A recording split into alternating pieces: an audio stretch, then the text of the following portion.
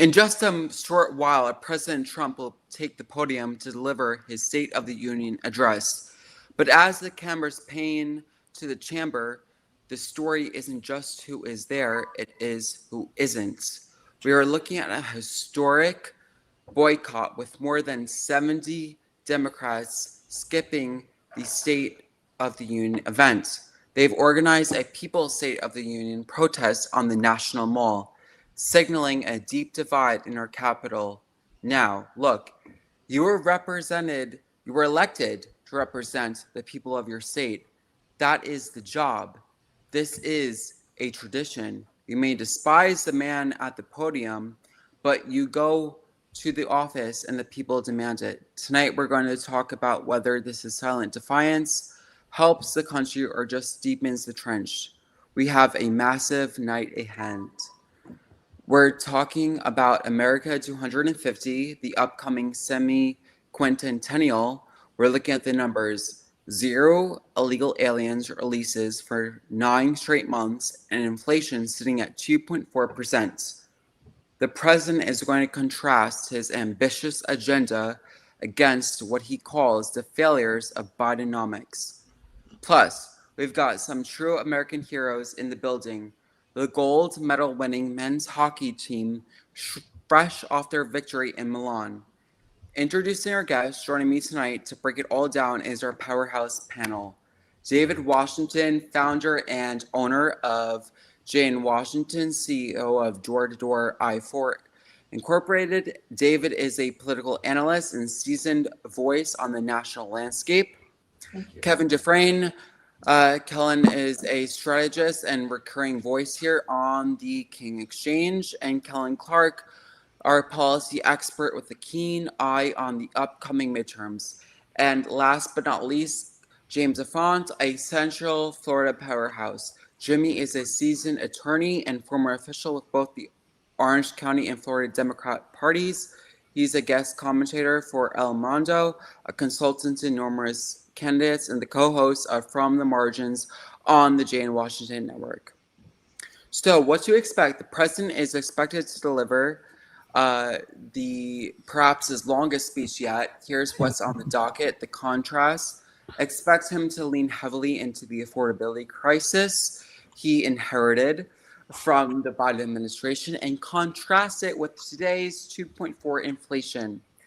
He will likely take a victory lap on the drop on crossings, while the opposition remains largely silent on their plan for crime and school choice. A major focus will be on the people of Iran, Venezuela, and Cuba, highlighting the struggle for freedom abroad as a minor to our own America 250 celebration.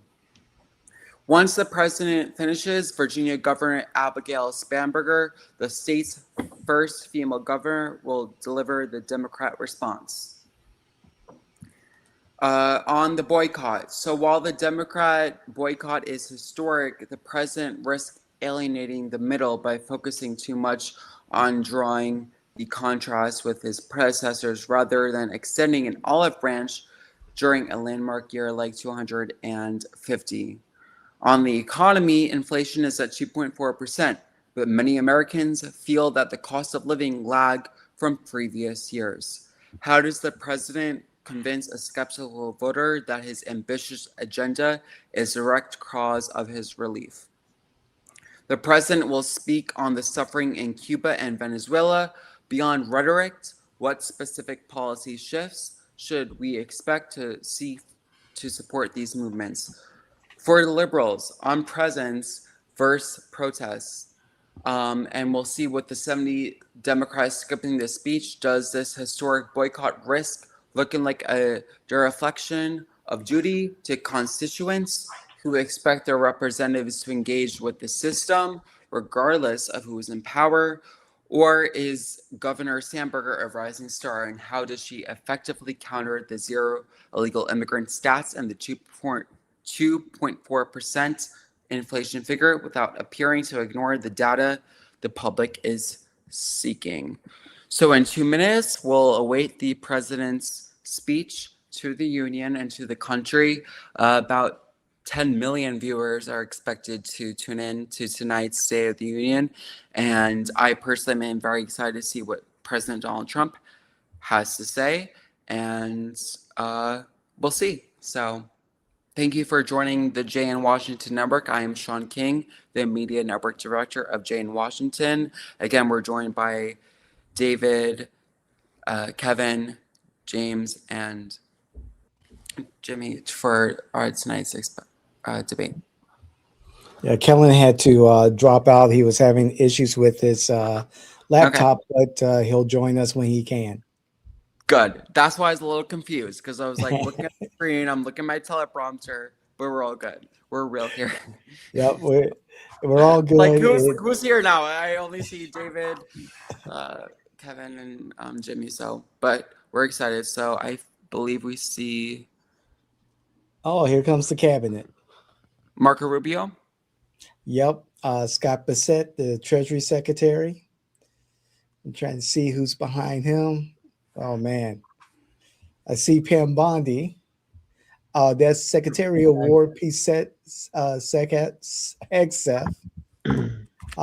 Secretary of Health, Robert Kennedy Jr. And Pete Hegseth, Secretary of War.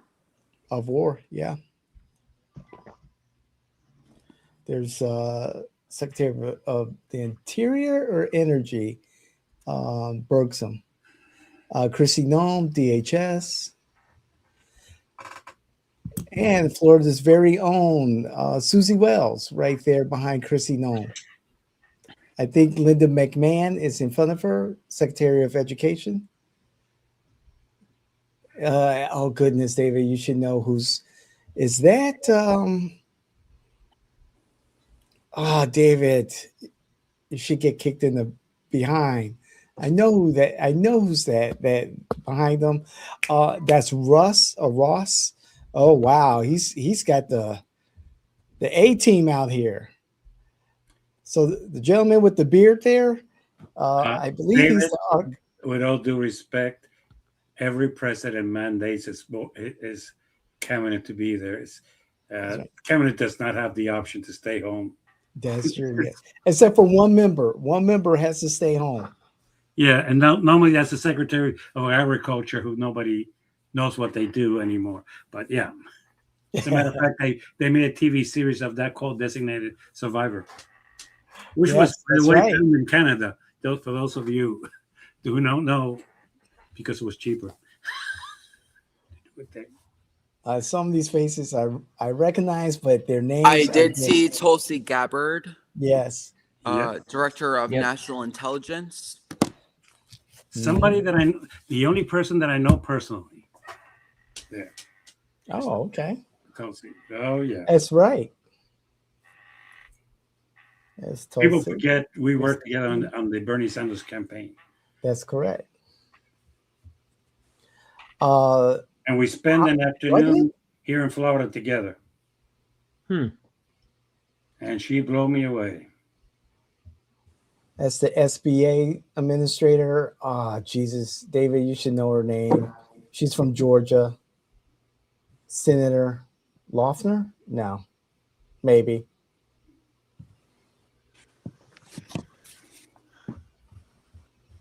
I think I saw David Sachs. There's the HUD secretary. Now to say the HUD secretary, does anybody here know who the HUD secretary was under George Bush? Yes, so David previously mentioned Kelly Loeffler. He refers to the former U.S. Senator from Georgia who has been tapped for a high-level role in the Trump administration. Her current role as of February 28th, 2025, Kelly Loeffler was confirmed by the U.S. Senate as the administrator of the Small Business Administration. There you go. And to answer Jimmy's question, the HUD administrator under Bush, you said? Correct. Oh, man. It wasn't, we're talking about the first Bush, right? No, second Bush. Second Bush. Oh. I'm making it more recent for you. 2001. 2001. I should know this. It was Dr. Ben. Not even close. No. Uh-oh. Uh-oh. Ben was appointed by Trump. He was not appointed by Oh, Bush. that okay. There you go. Oh man. And by the way, he wasn't reappointed. That's true. Just for the record. That's very true. Oh my goodness. It wasn't not the football player Kemp, was it? No. I'm gonna Oh, make it look simple for you. He's local. oh. It wasn't Melendez. Not Melendez. No. Oh, dang it. He was the mayor of Orange County at one point. Correct. Geez, Jimmy, why I can't, I can see his face. I can't remember Gus, not Gus Martinez.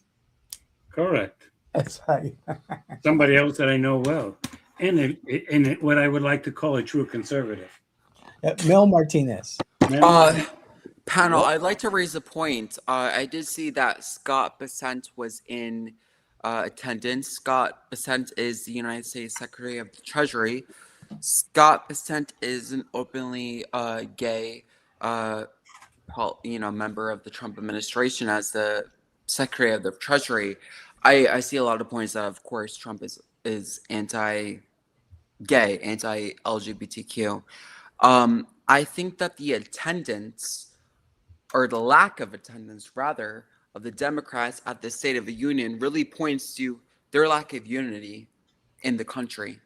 And they would really like to pinpoint certain demographics. If we look at the demographic of example of Scott Bessent, as I mentioned, he's welcoming everybody. The Democrats, they don't seem too in tune with what the president is trying to convey tonight. And so I'm Let me curious. educate you about this. That's the typical thing of a State of the Union. Both parties do not commingle. Both parties do not talk to each other. If you took Biden's floor things, the Republicans did not commingle with them. The Republicans did not do any. Pete Buttigieg was the, and I hate to say this, was the Secretary of Transportation, an openly married gay man who basically also would talk with the Democrats. The Republicans would stand aside. This is the bad part of the country. That we try when the Republicans are in power, say that the Democrats should act decently, but when the Democrats are in power and the Republicans don't act decently, we try to. And I think this is if we're really going to talk about unity, we need to start talking about. It's time that we stop both parties doing what they're doing, which is basically being divided. Okay, here, point noted. Thank you. Donald Trump is entering the chamber. Let's tune in. All right. President Donald Trump.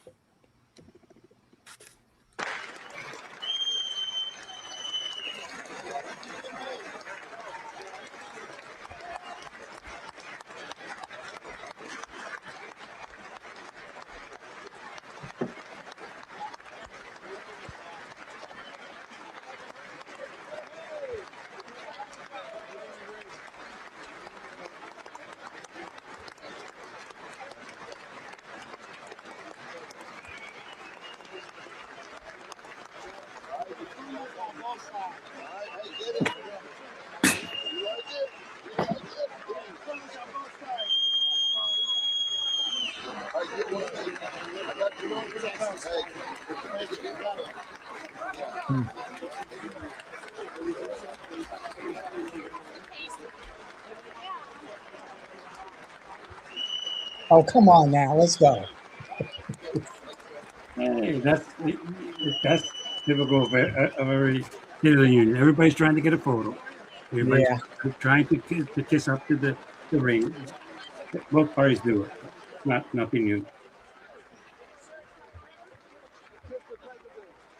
Everybody's trying to get their little thing into the president. Suggestion I will make if they really want to talk about unity is have both the leaders of both parties behind them coming down the. Yeah, but 70 members of the Democrat Party are missing because they're because the National because Mall with all due protesting. respect, yeah, you can make an issue of that because we need the people don't care about that. Really, people care about the economy, or like I like to say, it's about the economy. Everything else, the American people really don't care if the Democrats are there, the Republicans are there. Really, us junkies of politics really do. But if you want to say you should be there, you should say, hey, by the way, I want you to walk behind us. One side Republicans, one side Democrats. No, no, it's only Republicans because the president's Republican. So why should I be there? We'll That's see. I think that Trump's had to deal with the Bidenomics of the past 4 years. And 1 year, we're at a 2.4% inflation. He is making and strides. The Biden Supreme left it Court. with all due respect, Biden left it 4 points higher. Big deal. The economy is bad. People are hurting. That's what he should, and he's about to commit the same mistake that Biden did in a few I months. think that Trump should focus tonight on the American people and how we can effectively propose a policy and government that will support the American people and their economics. So we'll see. I We'll doubt that. tune in. Yeah, he's not gonna. No, he's not going to do that. We'll see. Here's President Donald Trump taking the chamber floor, and prominently the Democrats, plus 70 Democrats are missing from the event. We have Vice President J.D. Vance. Yeah.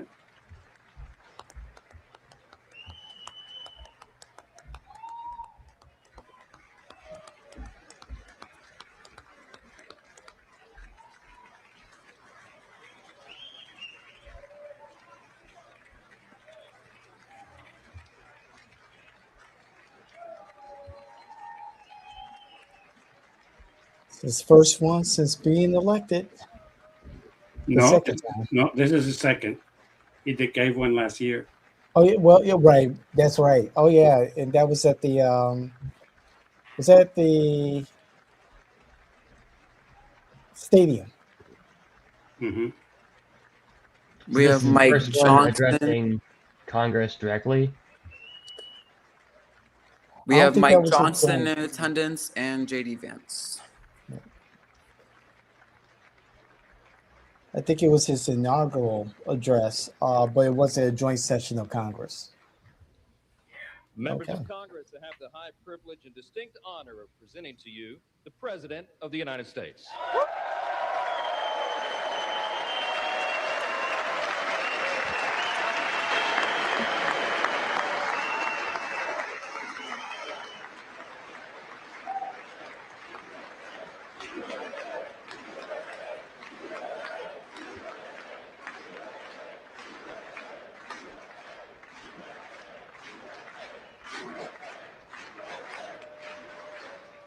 Well, thank you very much, everybody. It's really an honor. Speaker Johnson, Vice President Vance, First Lady of the United States.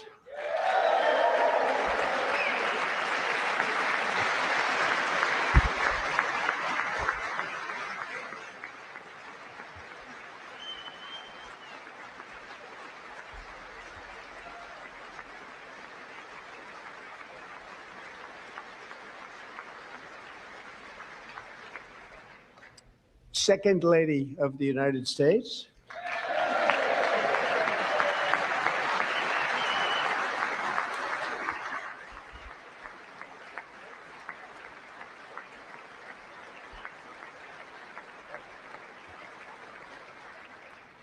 Members of Congress and my fellow Americans, our nation is back, bigger, better, richer, and stronger than ever before.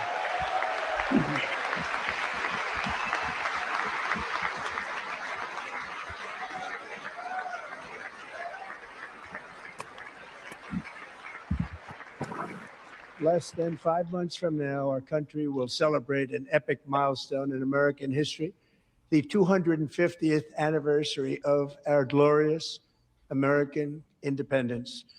This July 4th, we will mark 2.5 centuries of liberty and triumph, progress and freedom in the most incredible and exceptional nation ever to exist on the face of the earth. And you've seen nothing yet. We're going to do better and better and better. This is the golden age of America.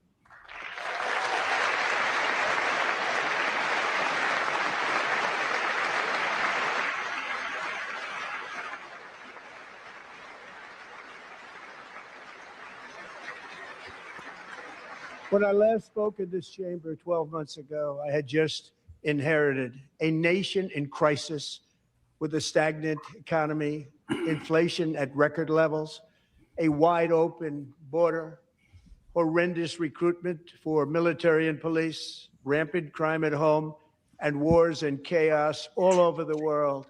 But tonight, after just 1 year, I can say with dignity and pride that we have achieved a transformation like no one has ever seen before, and a turnaround for the ages. It is indeed a turnaround for the ages.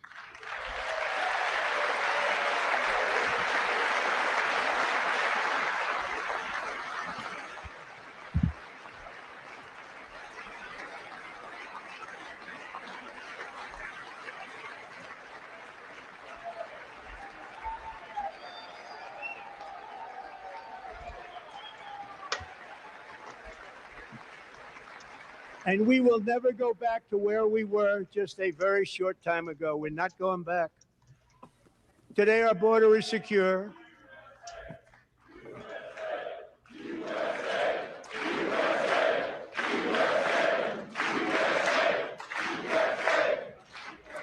Thank you. Today, our border is secure. Our spirit is restored. Inflation is plummeting. Incomes are rising fast. The roaring economy is roaring like never before, and our enemies are scared. Our military and police are stacked, and America is respected again, perhaps like never before.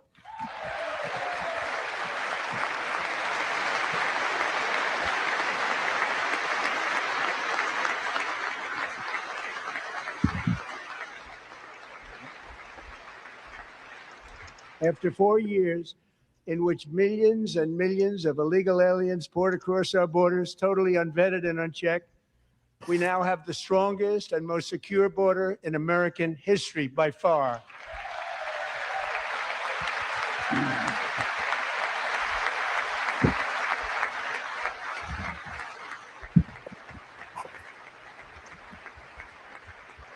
In the past 9 months, 0 illegal aliens have been admitted to the United States.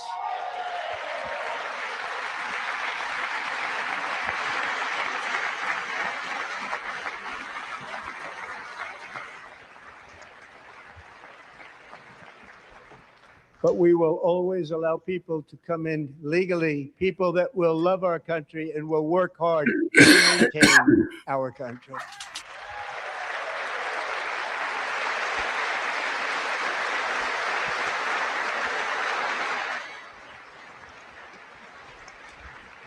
The flow of deadly fentanyl across our border is down by a record 56% in 1 year.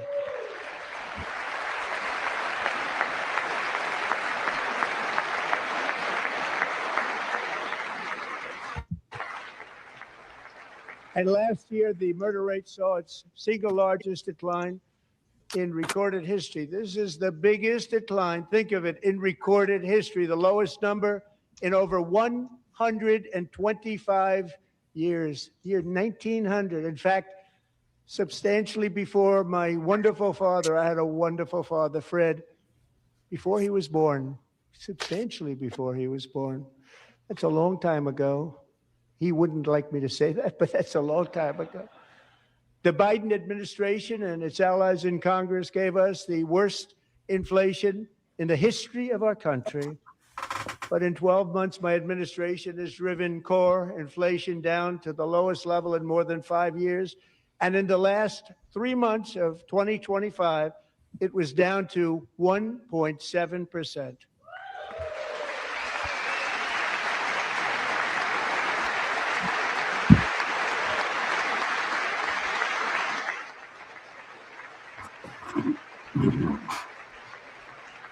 Gasoline, which reached a peak of over $6 a gallon in some states under my predecessor, it was quite honestly a disaster, is now below $2.30 a gallon in most states, and in some places, $1.99 a gallon. And when I visited the great state of Iowa just a few weeks ago, I even saw $1.85 a gallon for gasoline.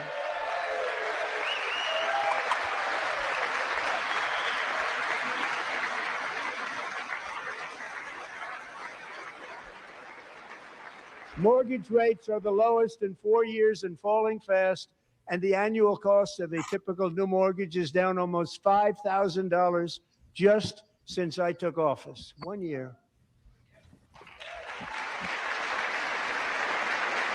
And low interest rates will solve the Biden-created housing problem well, at the same time protecting the values of those people who already own a house that really feel rich for the first time in their lives. We want to protect those values. We want to keep those values up. We're going to do both.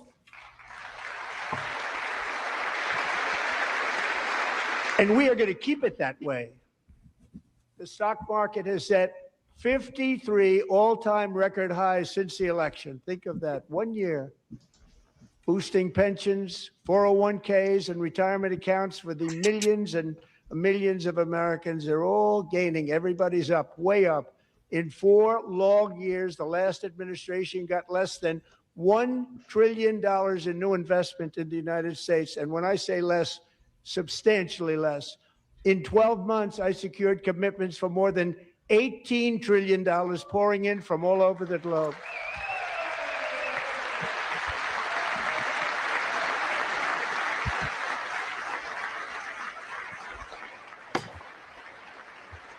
Think of it, much less than $1 trillion for 4 years versus much more than $18 trillion for 1 year. What a difference a president makes. A short time ago, we were a dead country. Now we are the hottest country anywhere in the world, the hottest.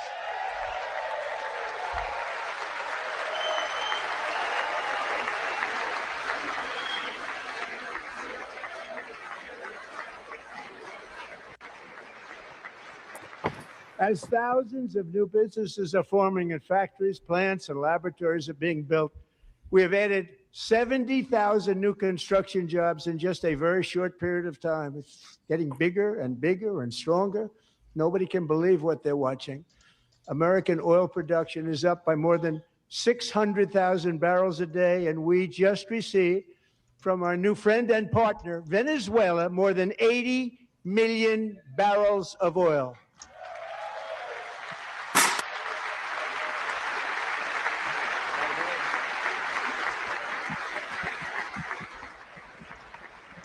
American natural gas production is at an all-time high because I kept my promise to drill, baby, drill.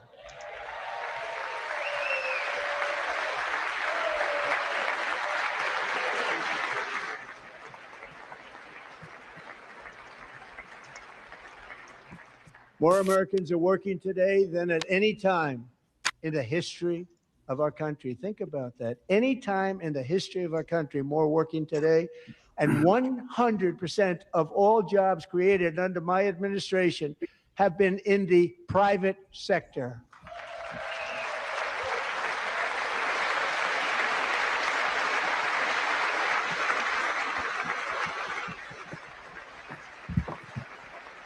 We ended DEI in America.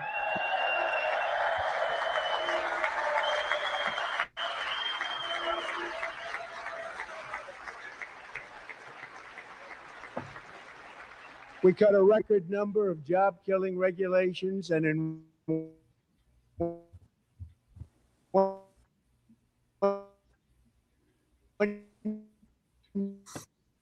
A little bit of technical difficulty here.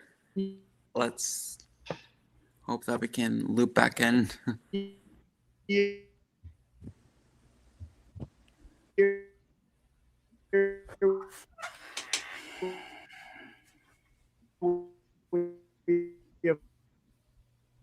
Wonder if that's C-SPAN or if that's us. I am wondering myself. I hope that I think that our connection is working perfectly fine. However, the C-SPAN 2.4 million Americans.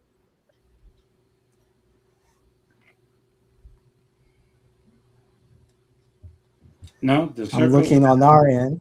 you can now see that it's loading. I don't Um, I don't think it's us. I think it would probably be either whatever this broadcast is or C-SPAN itself. Probably the broadcast board, the software.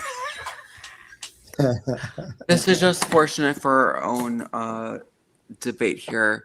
While we're waiting, I just wanted to weigh in. The president taps in with various accomplishments of his own administration. The biggest decline in murder.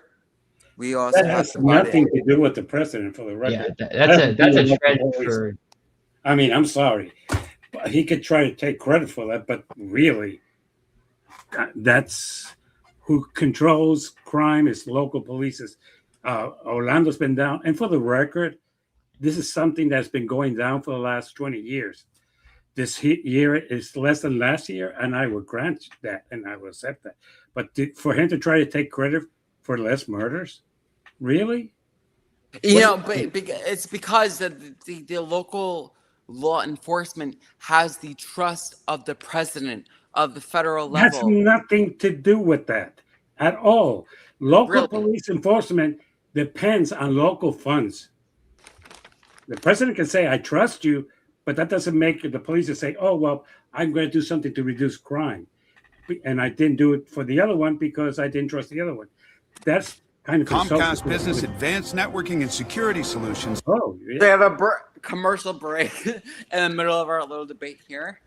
But yeah, like the crime rate reduction is like not even really a policing thing. It's just like a general like I wouldn't say demographic, but like it's a over time societal things have contributed to crime being lower. There's some things that David, I would like to loop you into this discussion. David, do you have any rebuttal to the debate on the liberal side? I mean, there's truth to both arguments. Crime is a local issue, and the federal government pretty much provides the funding to support local law enforcement, provides those resources so that we are safe. And this is crime, specifically violent crime, has been trending lower for some time during the Biden years, before the pandemic. during the Trump first term, it was going down. That's true. But to say, hey, I'm going to take credit for this, when really, if economy, I would allow him to discuss, even though I think he has said a couple of things. But crime is most murders, 80% of murders, believe it or not, are a crime of passion. 20% are what I would call commercial. What do I mean by commercial? Well, this gang is killing that other gang for a point. Yes. But you walk in and your wife cheating on you, you shoot both of them, that's a crime of passion. That's what I'm trying to say. You get angry with your neighbor in an argument, you shoot him, that's a crime of passion. So to say that because law enforcement trusts the president and that they go out and reduce murders, I'm not sure that's a stretch. As a recap, I think that the president was basically saying that our nation is back. We're celebrating 250 years of America, 2.5 centuries of the presidency. Basically, we are freedom. We are the United States of America. And inflation, open borders are of the past. We're moving past that. And I heard USA chants in the chamber basically saying, like, we're celebrating the economy. Now, look, we've had the Bidenomics, their own economic agenda for the past 4 years. It's going to take more than a year to refixate the past 4 years of Biden. Trump is trying his best. And I think he's trying to basically propel this economic sanction. Now, the courts ruled down the tariffs. We'll have to wait and see. But he's trying his best to get America back number one. As Americans, and I ask this to all the panel, every single one of you guys, shouldn't America be number one? Like, shouldn't we be propelling for our economics first, and the tariffs itself? If we're American citizens, we should be, and it shouldn't be a race thing. And see, this is the problem with the 2026 liberal agenda. It's all about race, black, Hispanic, this, that. No, we're America. America is comprised of various ethnic and backgrounds. We have to consider ourselves as number one, and economics should have no place in political background. So my question is, shouldn't we be in support of Donald Trump's presidency and his tariff policy, or should No. we? No. No, Well, terrorists, I I've pay got- for it. Not the foreign governments don't pay for it. It doesn't benefit me economically in any sense, in any form, in any matter. And the way he was applying it was not to make America number one. It was as a bully. Brazil, you did this 50%. You did this to me 80%. You did this to me. You disrespected me. This. Tariffs were created for one purpose and one purpose alone, to protect American industries. You put a tariff on a product that is going to be sold cheaper in this country and bring down prices? Yes. Not indiscriminately to everybody. That does not make us number one. That makes us look petty. That makes us look as a bully. And for the record, when you say this agenda of exclusion, look, as an Hispanic male, seeing that people of ICE will stop questioning people because of their last name, because of their accent, that's not American. It isn't. If you say we should all be Americans, then we should not be stopping somebody who's an American simply because of his last name or the look. I'm going to make this simple. This is not a liberal agenda or a conservative agenda. This is a country that is divided because you think I'm wrong and I think you're wrong. And we cannot sit down and say, how can we work this out? There's no true conservatives in this country anymore. They are Republicans and there are MAGAs. They are not really liberals in this country. There are progressives. They're not the same thing. Progressive is an insurance company. The truth of the matter is that Americans should sit down and work out their differences. This thing of we should be number one, we are number one. We're not number one. There's a whole world out there in which in certain areas other countries are better than us. We have to learn to accept that.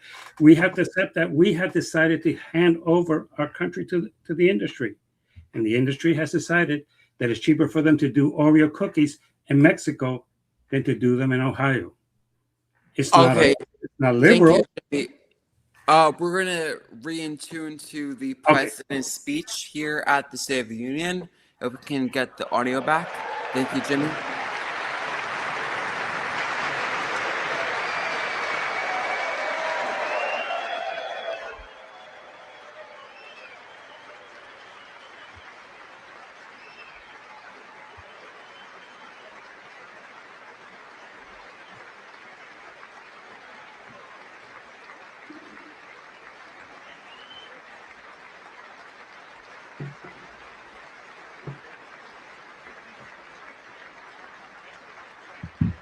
So, buddy, you're a brave man, and we salute you.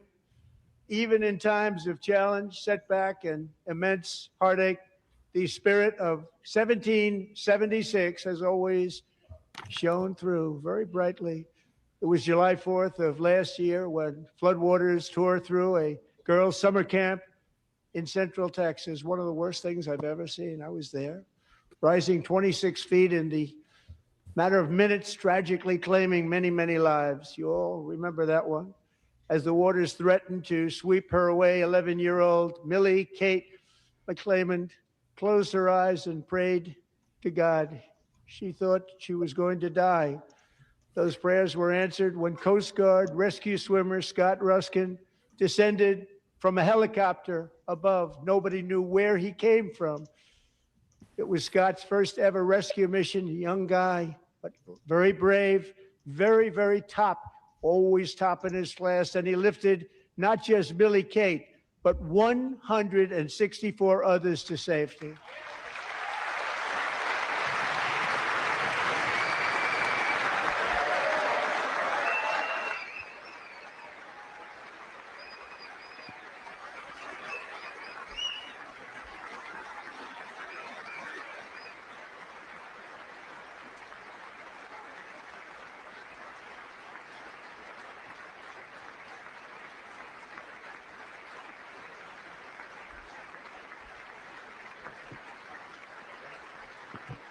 People watched Scott from a distance, and they couldn't believe what they were seeing. The winds were blowing, the rain was pouring, everything was going, and that rapid water, nobody's ever seen anything like it. They said, wow, that's something.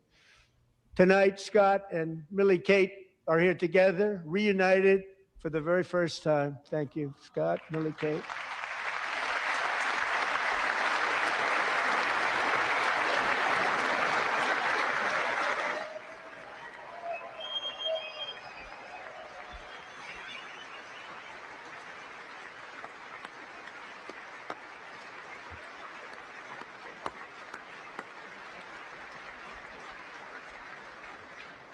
And Petty Officer Ruskin, I'm pleased to inform you that I am now awarding you the Legion of Merit for extraordinary heroism, which is what it was, extraordinary heroism. Thank you.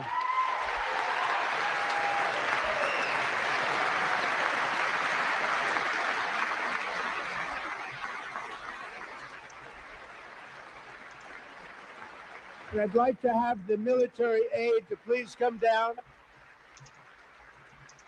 and take care of the service. Military aid, thank you very much. Take care of that very important service. Thank you very much. From 1776 to today, every generation of Americans has stepped forward to defend life, liberty, and the pursuit of happiness. And they're really doing it for the next generation. But now it's our turn. Together, we're building a nation where every child has the chance to reach higher and go further, where government answers to the people, not the powerful, and where the interests of hardworking American citizens are always our first and ultimate concern. That is the debt we owe to the heroes who came before us, and that is the promise we must keep to America for our 250th year. Last year, I urged this Congress to begin the mission by passing the largest tax cuts in American history, and our Republican majorities delivered so beautifully. Thank you, Republicans.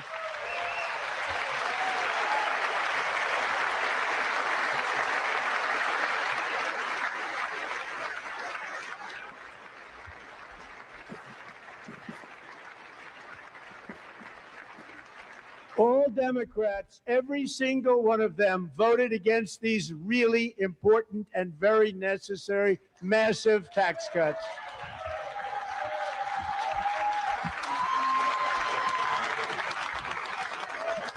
They wanted large-scale tax increases to hurt the people instead. But we held strong, and with the great, big, beautiful bill, we gave you no tax on tips, no tax on overtime, and no tax on Social Security for our great seniors.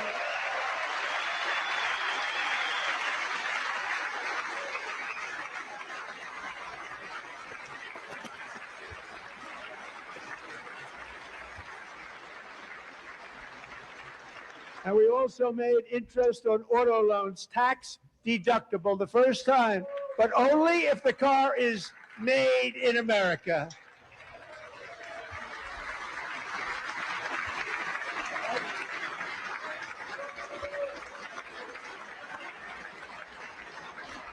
Recently in Pennsylvania, I met Megan Hemhauser, a devoted mom who's homeschools her children, beautiful, 2 children, during the day while waiting tables at night as her husband works overtime operating very heavy equipment. Megan is here this evening and she's happy to tell you that she is so much richer because with no tax on tips, no tax on overtime, and our expanded child tax credit done again by Republicans, Megan and her husband will take home more than $5,000 extra just for the year, cutting her tax bill in more than half.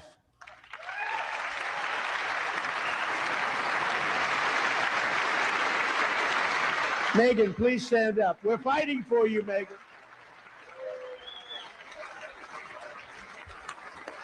Thank you, Megan. Thank you, Megan. We're fighting for you, Megan. Under our bill, parents like Megan can also activate their children's brand new Trump accounts. And I didn't name it. I did not name that.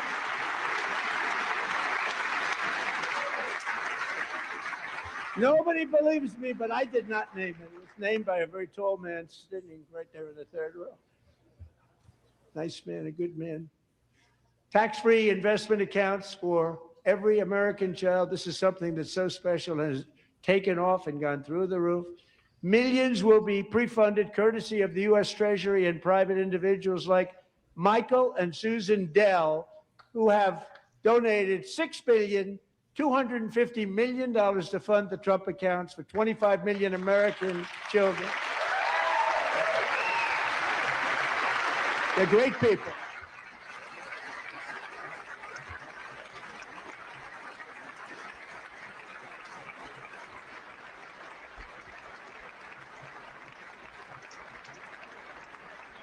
You know, I asked Michael Dell, how do you make all that money? He said, well, I just sat on my dorm in school and I made computers and I'd sell them to people. And I just kept selling and selling and selling. And pretty amazing story. That's called the American dream. He sold a lot of computers, a lot of those laptops. So I congratulate him on that. But I really thank him and Susan, as well as others like Brad Gerstner, a very tremendous guy. He was behind it right from the beginning. Brad Gerstner. Thank you, Brad.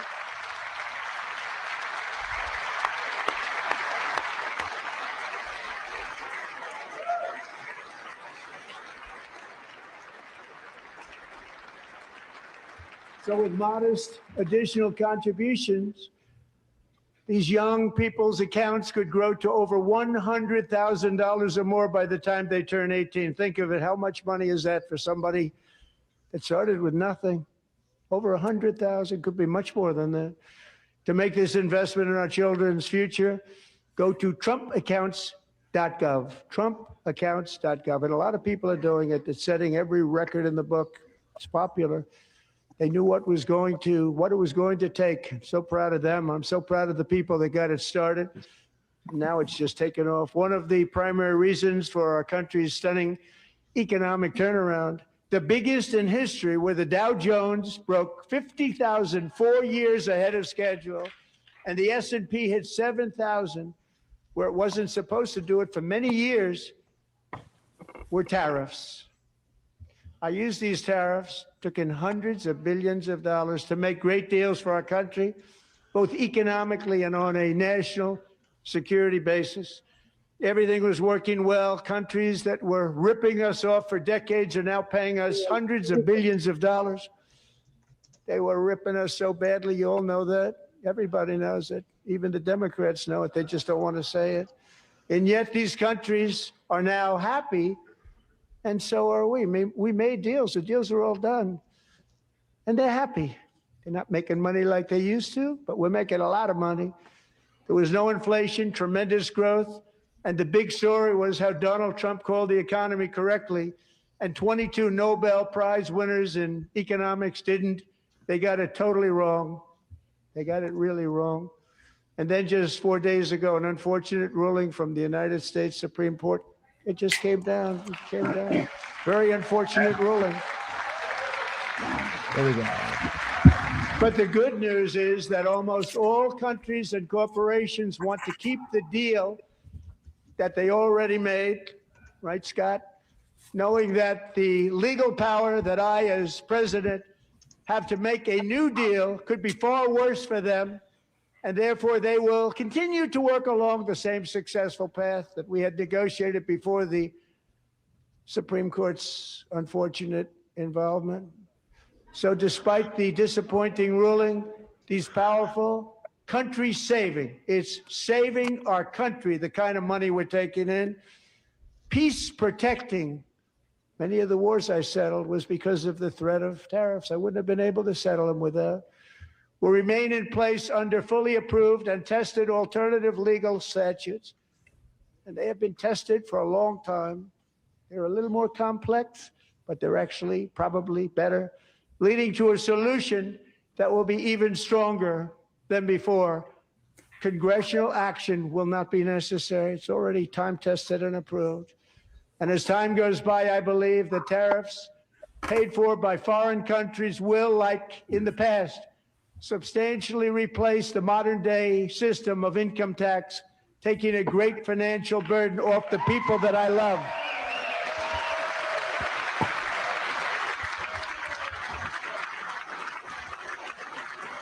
Right?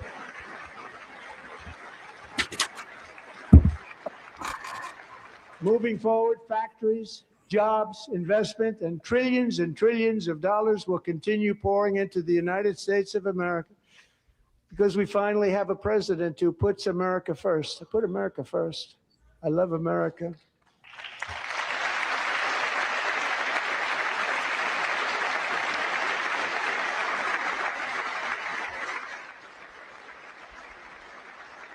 For decades before I came along, we had the exact opposite. From trade to healthcare, from energy to immigration, everything was stolen and rigged in order to drain the wealth out of the productive, hardworking people who make our country great, who make our country run. Under Biden and his corrupt partners in Congress and beyond, it reached a breaking point with the Green New Scam, open borders for everyone. They poured in by the millions and millions from prisons, from mental institutions. They were murderers, 11,888 murders. They came into our country. You allowed that to happen. And record-setting inflation that cost the typical family $34,000 in just a speck of time. Now the same people in this chamber who voted for those disasters suddenly used the word affordability, a word. They just used it. Somebody gave it to them, knowing full well that they caused and created the increased prices that all of our citizens had to endure. You caused that problem. You caused that problem.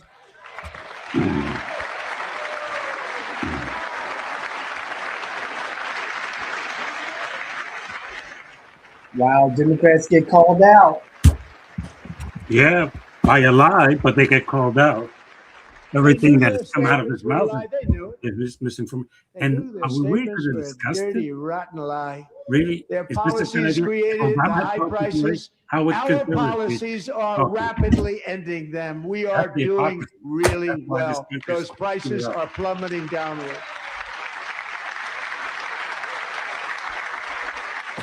And then you wonder why Democrats don't show up? The You want price to of insult me, eggs but you want me to show is up. down Really? 60%, Madam Secretary. Thank you. The cost of chicken, butter, fruit, hotels, automobiles, rent is lower today than when I took office by a lot. And even beef, which was very high, is starting to come down significantly. Really? Yes, You hold haven't on a been to the little while. supermarket We're getting lately? it down. And soon you will see numbers We'll that see. few people would think were possible to achieve. We had 4 just a years of short time Biden, so ago. No, Nobody can this is believe not when they see the Biden. kind He of numbers, promised and especially lied to energy. you When they and see said that energy day going one he down was to coming. numbers like that, they He cannot it didn't believe keep it. that promise. happened It's like overnight, another though. big tax cut. He said he would do it day I'm one. also confronting Oh, yeah, one of day the one. biggest ripoffs of our He times, said that. You're right. the crushing That was his cost words. of You're right. healthcare Day caused by one. you. Whatever. Since the And passage then of The unaffordable He's 4 got the years care, house, of he's got the Biden's Senate. sometimes freakonomics referred He has to as charges, Obamacare, big is what insurance leads us in companies this got rich. It situation. was meant for the insurance companies, not for the What? people.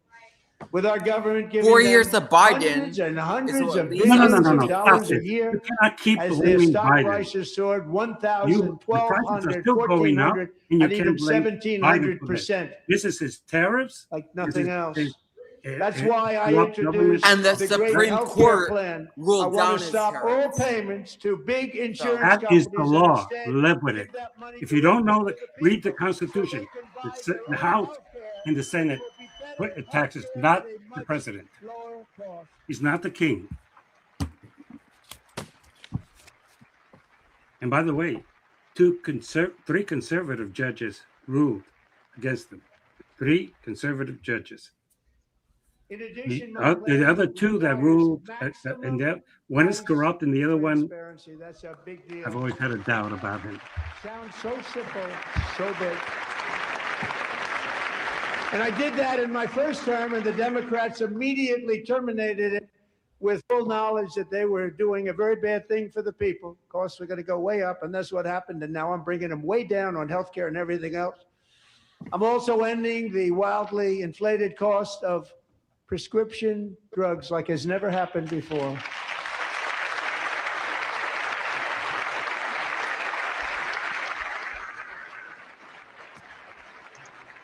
No, Stacey is Other there. The number presidents 2 tried person to is do there. it, Okay. but they never could. They tried. Most didn't try, actually. But they tried. They said they tried. They couldn't do it. They didn't even come close. They were all talk and no action. But I got it done. Under my just enacted most favored nation agreements, Americans who have for decades paid by far the highest prices of any nation anywhere in the world for prescription drugs will now pay the lowest price anywhere in the world for drugs. Anywhere. The lowest price.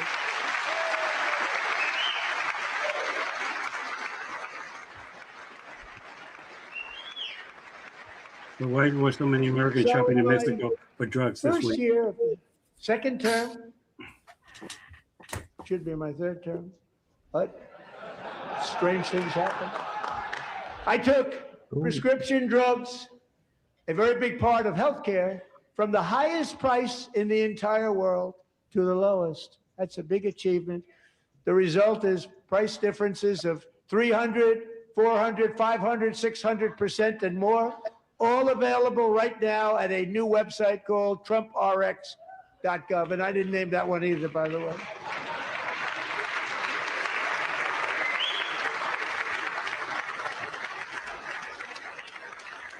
And here tonight is the very first customer ever to get that big discount, and it is big, Catherine Rayner. For 5 years, she and her husband have struggled with infertility, and they turned to IVF. One drug has been costing Catherine $4,000 to purchase. But a few weeks ago, she logged onto the Trump RX website and got that same drug that cost $4,000, got it for under $500, a reduction of much more, actually, than $3,500. Catherine, we are all praying for you, and you're going to be a great mom.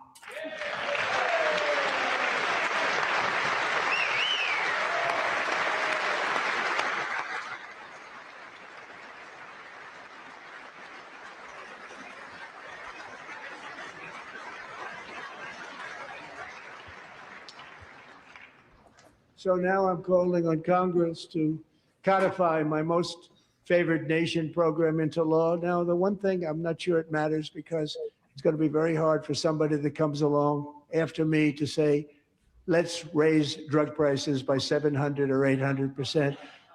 But John and Mike, if you don't mind, codify it anyway. They may do it.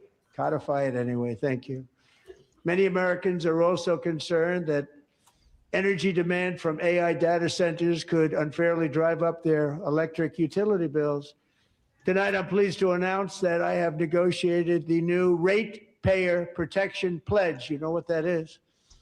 We're telling the major tech companies that they have the obligation to provide for their own power needs. They can build their own power plants as part of their factory so that no one's prices will go up And in many cases, prices of electricity will go down for the community and very substantially down. This is a unique strategy never used in this country before. We have an old grid. It could never handle the kind of numbers, the amount of electricity that's needed. So I'm telling them they can build their own plant. They're going to produce their own electricity. It will ensure the company's ability to get electricity while at the same time lowering prices of electricity for you, and could be very substantial for all of you cities and towns. You're going to see some good things happen over the next number of years. Another pillar of the American dream that has been under attack is home ownership. With us tonight is Rachel Wiggins, a mom of 2 from Houston. She placed bids on 20 homes and lost all of those bids to gigantic investment firms that bypassed inspection, paid all cash, and turned those houses into rentals, stealing away her American dream. She was devastated. Stories like this are why last month I signed executive order to ban large Wall Street investment firms from buying up in the thousands single-family homes.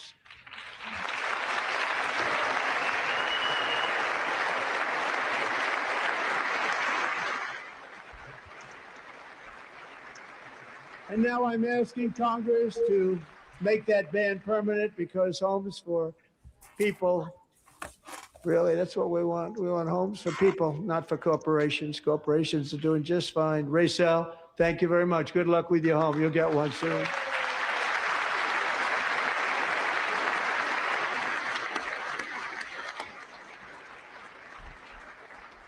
We're also working to make it easier for Americans to save for retirement.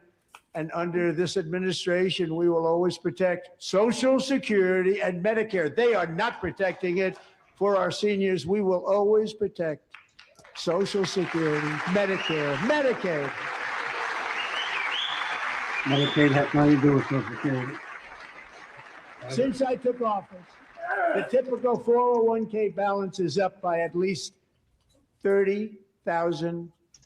That's a lot of money. We have millions and millions of people, because the stock market has done so well, setting all those records. Your 401ks are way up.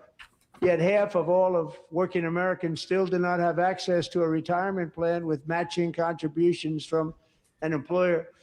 To remedy this gross disparity, I'm announcing that next year my administration will give these often forgotten American workers, great people, the people that built our country, access to the same type of retirement plan offered to every federal worker. We will match your contribution with up to $1,000 each year. As we ensure that all Americans can profit from a rising stock market, let's also ensure that members of Congress cannot corruptly profit from using insider information.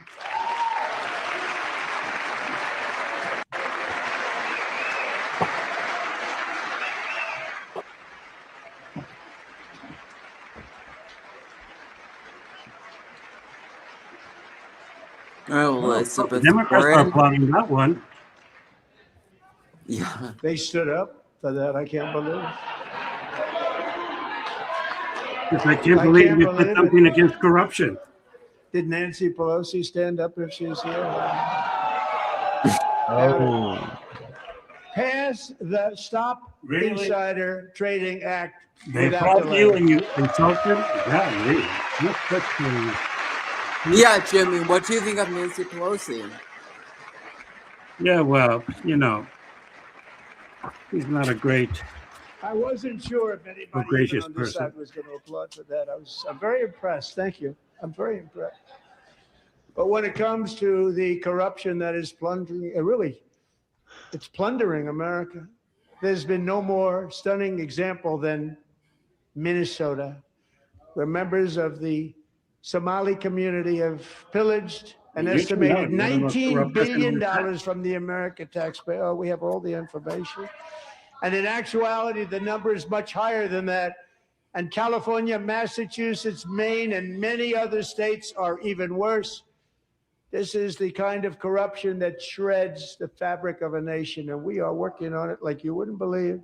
So tonight, although started 4 months ago, I am officially announcing the war on fraud to be led by our great Vice President, J.D. Vance.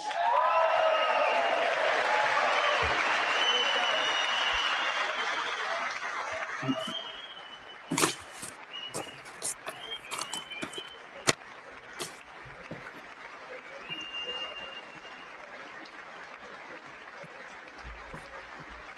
get it done.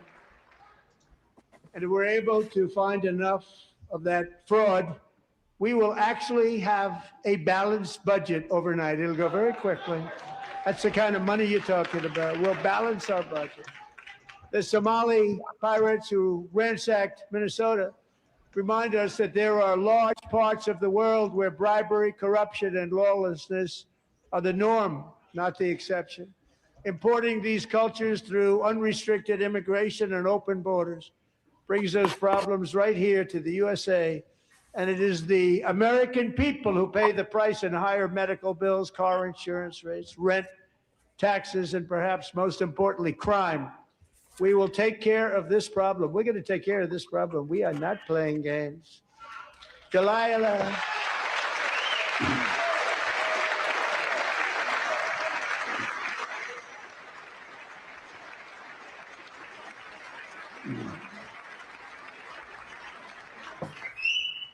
Delilah Colvin was only 5 years old in June 2024 when a 18-wheel tractor trailer plowed into her stopped car traveling at 60 miles an hour or more.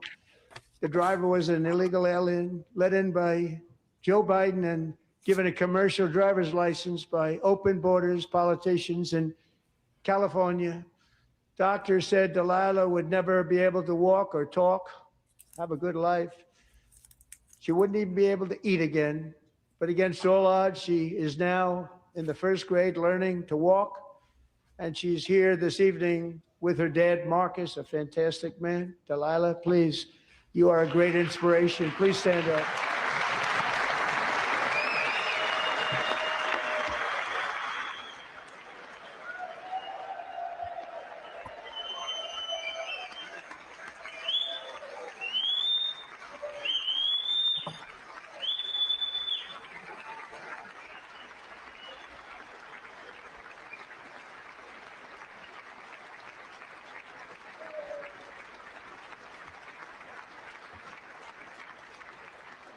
Thank you, Delilah.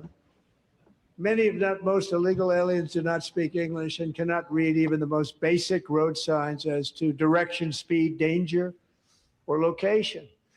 That's why tonight I'm calling on Congress to pass what we will call the Delilah Law, barring any state from granting commercial driver's licenses to illegal aliens.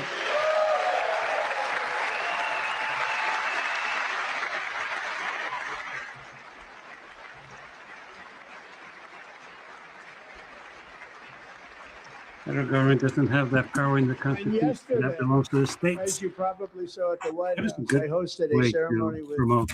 Americans who lost their treasured loved ones to the scourge of illegal immigration. People came into our country, how we allowed this to happen with our open borders. These are the angel moms and families that for decades our government betrayed and our media totally ignored. It was terrible. Hard to believe, actually. In 2023, a 16-year-old high school cheerleader named Elizabeth Medina was supposed to perform in her town's Christmas parade, but she never arrived. Her mother, Jacqueline, went home to look for her, and she found her lying dead in a bathtub, bleeding profusely after being stabbed 25 times. Elizabeth's killer was a previously arrested illegal alien who had broken in and brutally extinguished the brightest light in her family's life, violently and viciously. Her heartbroken mother is in the gallery to remind everyone in this chamber exactly why we are deporting illegal alien criminals to our country at record numbers, and we're getting them the hell out of here fast. We don't want them.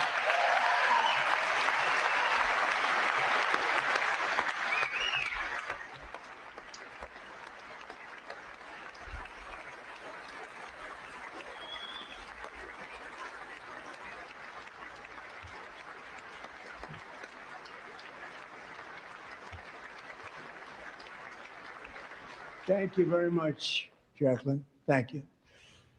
We can never forget that many in this room not only allowed the border invasion to happen before I got involved, but indeed they would do it all over again if they ever had the chance. If they ever got elected, they would open up those borders to some of the worst criminals anywhere in the world. The only thing standing between Americans and a wide open border right now is President Donald J. Trump and our great Republican patriots in Congress. Thank you. Thank you.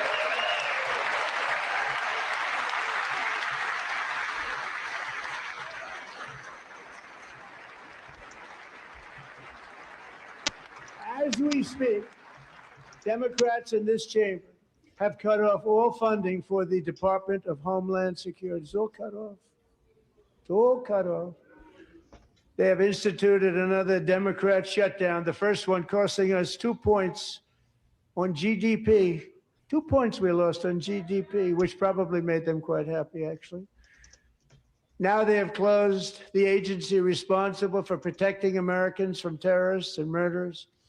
Tonight, I'm demanding the full and immediate restoration of all funding for the border security, homeland security of the United States, and also for helping people clean up their snow. We have no money because of the Democrats, and it would be nice. We'd love to give you a hand at cleaning it up, but you gave no money. Nobody's getting paid. It's a shame. So you have to think about it. We have, in case you didn't know, a pretty large snowstorm out there. One of the great things about the State of the Union is how it gives Americans the chance to see clearly what their representatives really believe.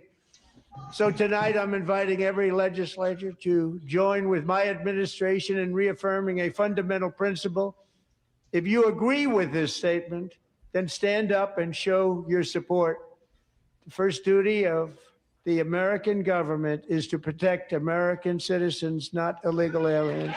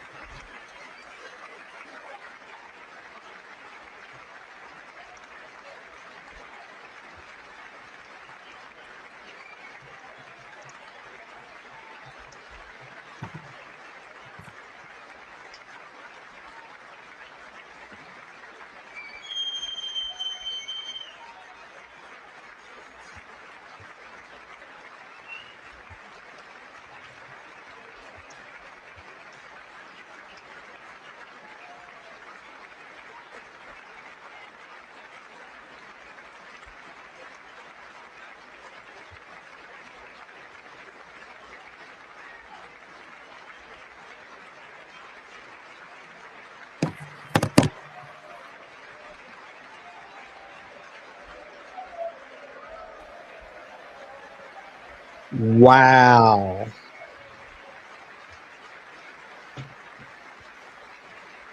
This is not a Mark good look Kelly? for Democrats. No, it Definitely is. not. It is. You have to understand this country does not work the way you think it does. This country, Democrats think one way, Republicans think another. And this is There's just a joke. Senator Mark Kelly of Arizona. But Jimmy, we got to come together eventually. Well, stop criticizing each other. Stop being like Donald Trump, who's an asshole. And I'm going to call him that. because he's Absolutely elected. not. Donald Trump was not the a-hole at all.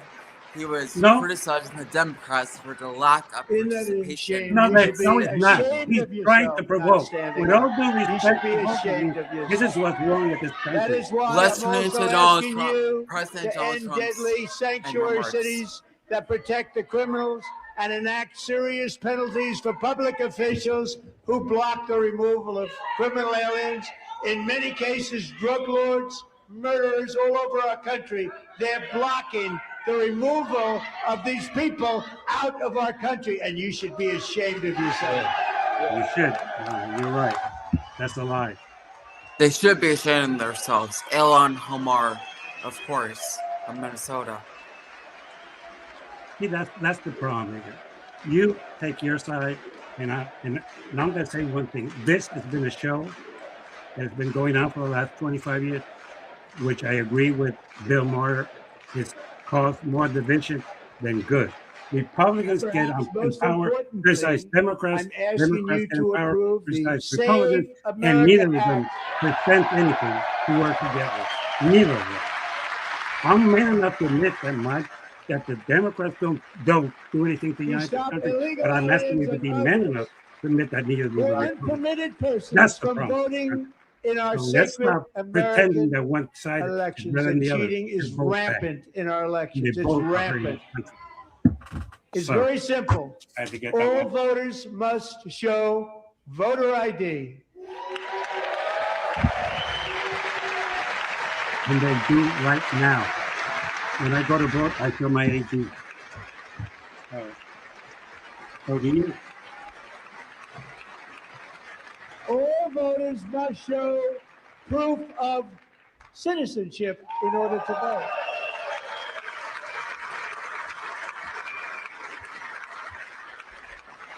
You have to have a star in your No birth more certificate to be a crooked citizen. mail-in ballots except for illness, disability, military, or travel.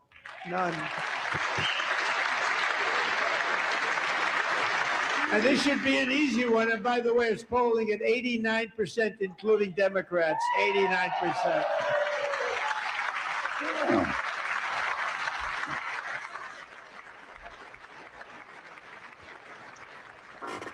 And even the new communist mayor of New York City, I think he's a nice guy, actually.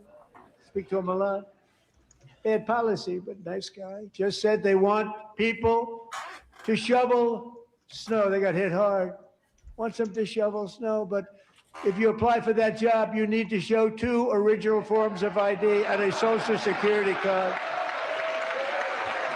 Yet they don't want identification for the greatest privilege of them all, voting in America. No, it's no good. No good. Both Republicans and Democrats overwhelmingly agree on the policy that we just enunciated. And Congress should unite and enact this common sense, country-saving legislation right now, and it should be before anything else happens.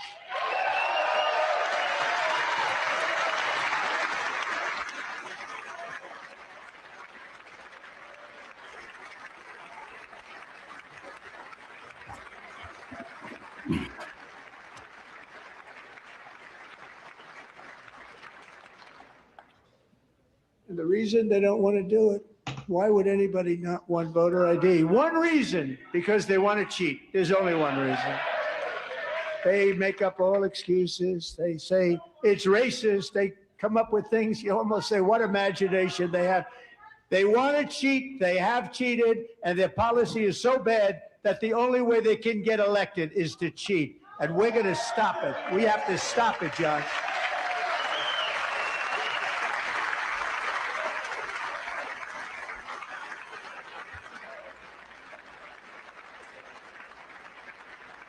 Correct And me, here is one more David. opportunity to show In common Chicago, sense you have to in show ID government. to vote, correct? In the gallery tonight are Sage Blair If I and her remember mother, correctly, yes, Michelle. you do.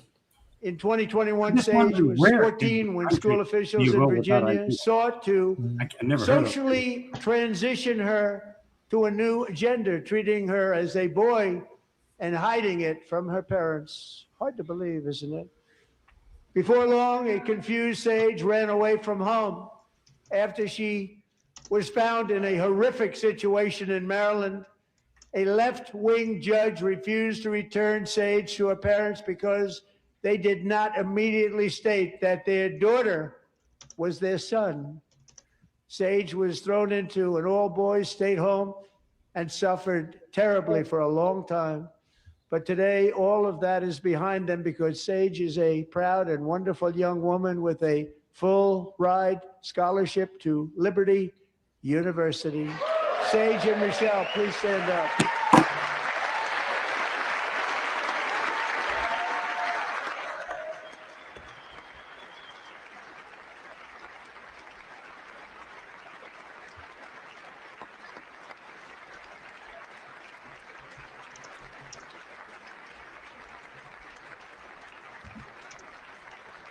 And thank you for your great bravery. And who can believe that we're even speaking about things like this 15 years ago, if somebody was up here and said that, they'd say, what's wrong with him?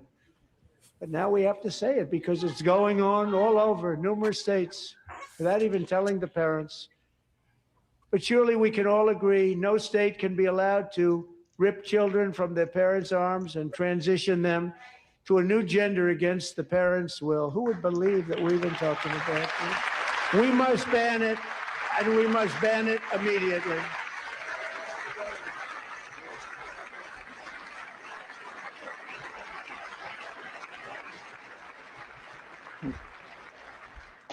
Look, nobody says up. These people are crazy. I'm telling you, they're crazy. Bingo! There's it. If Obama done that, you will be chastised for it. Have the guts to say that it's wrong. I defy you. Amazing.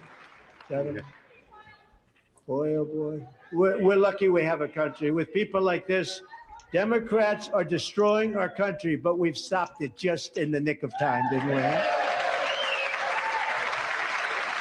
That's really going to unite the country. Then you wonder why they don't show up. Really? Did you show up to be No one cares more about protecting America's youth than our wonderful First Lady. Now a movie star. She's a movie star. Can you believe it? Who would have believed that? Over the past year, she has had an incredible impact championing AI legislation, advancing a landmark executive order on foster care, and helping secure $30 million to launch the Melania Trump Foster Youth to Independence Initiative. It's a tremendous, really a tremendous thing that happened and had a lot of bipartisan support. She gets much better bipartisan support than I do. I get none. She gets a lot. Someday you're going to have to tell me how you did that.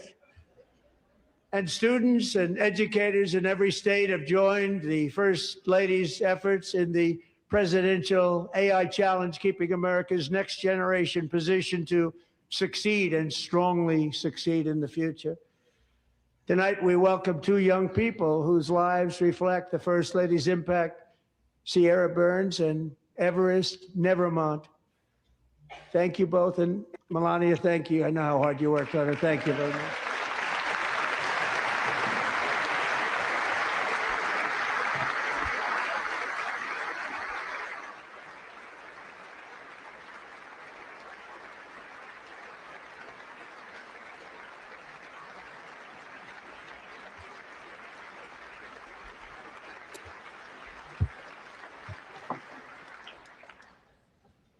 I'm very proud to say that during my time in office, both the first 4 years and in particular this last year, there has been a tremendous renewal in religion, faith, Christianity, and belief in God. Tremendous renewal.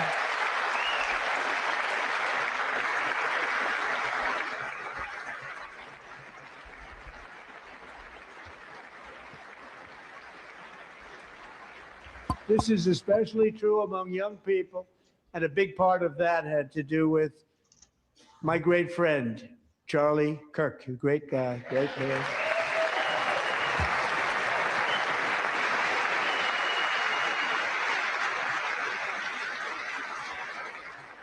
So last year, Charlie was violently murdered by an assassin and martyred, really martyred for his beliefs. His wonderful wife, Erica, is with us tonight. Erica, please stand.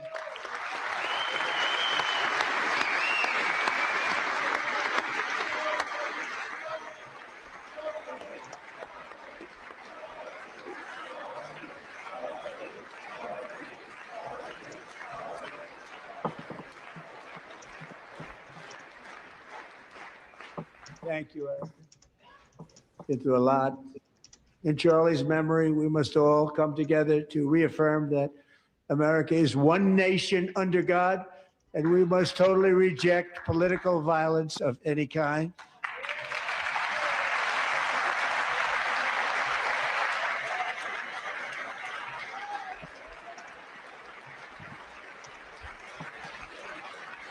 We love religion, and we love bringing it back. And it's coming back at levels that nobody actually thought possible. It's really a beautiful thing to see. Above all, unleashing America's promise requires keeping our communities safe. We have made incredible strides, yet dangerous repeat offenders continue to be released by pro-crime Democrat politicians again and again.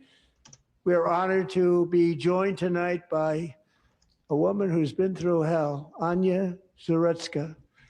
In 2022, she and her beautiful daughter, so beautiful, what a beautiful young woman, Irina, fled war-torn Ukraine to live with relatives near Charlotte, North Carolina. And by the way, what's going on with Charlotte?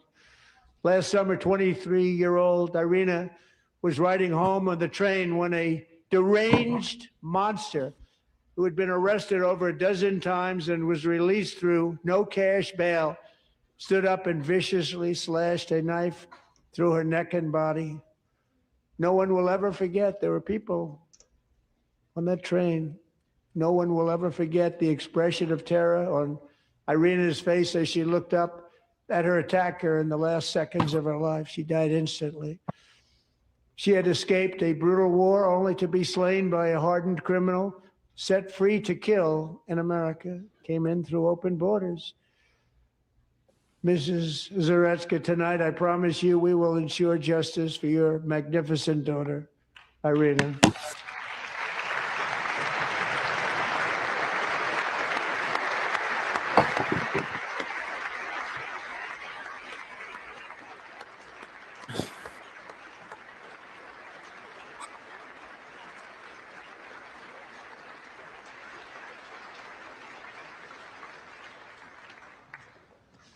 How do you not stand?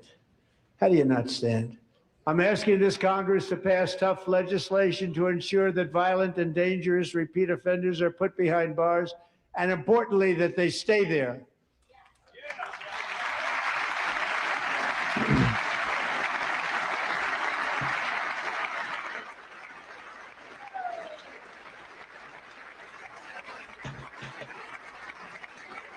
Starting last summer, I deployed our National Guard and federal law enforcement to restore law and order to our most dangerous cities, including Memphis, Tennessee, big success, New Orleans, Louisiana, big success, and our nation's capital itself, Washington, D.C., where we have almost no crime anymore in Washington, D.C. How did that happen?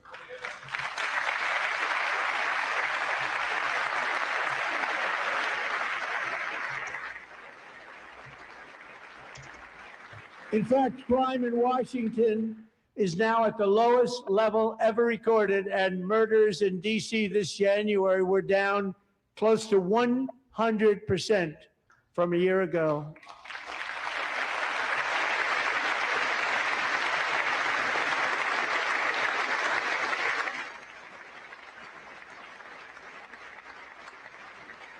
They don't like to hear that.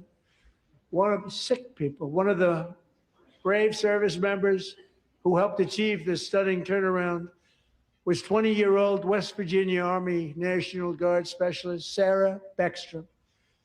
After a 4-month deployment, she voluntarily extended her service, and her rank was going to be lifted. She was doing so well. They were so proud of her. But the very next day, she was on patrol near the White House when she was ambushed and shot in the head by a terrorist monster from Afghanistan. Shouldn't have been in our country. And all because she wore the uniform of our nation, she was shot. He traveled here because he didn't like people wearing our uniform. He was sick and deranged, shouldn't have been in our country. Sarah Beckstrom died in order to defend our capital, and we are honored to be joined by her wonderful parents, Gary and Eva Lee. Your daughter was a true American patriot, and she will be greatly missed. She was a great person. I saw reports on her. They've never seen anything like her.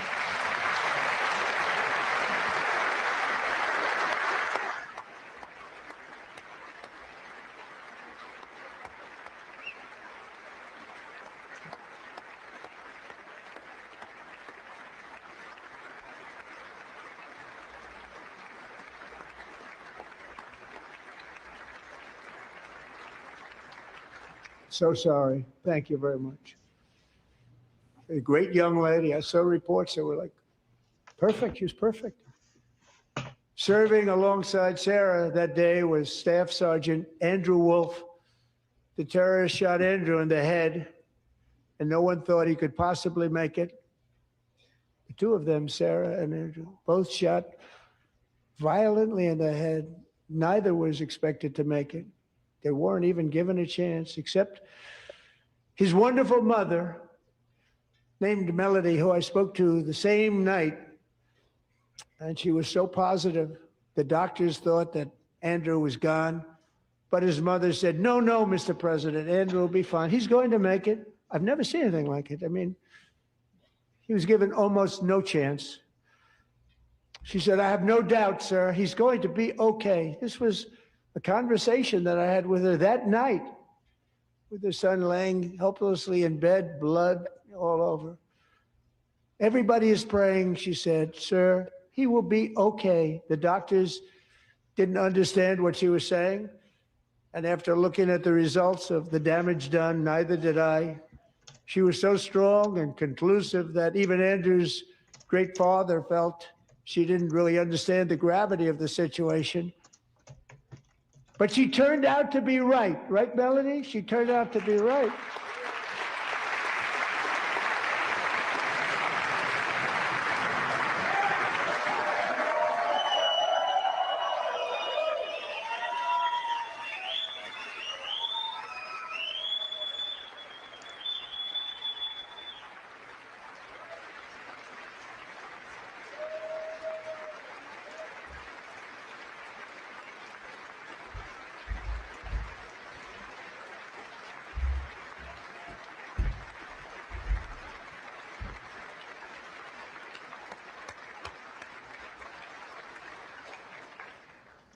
Amazing, actually. I said, where does this woman come from? She's the most positive person I've ever met. With God's help, Andrew has battled back from the edge of death, and we're talking about the edge of death, on his way to a miraculous recovery. He's got a little work to do, but he's doing great. Nice to see you. He's a good-looking guy. Nice to see you. Thanks, Andrew. Thank you very much.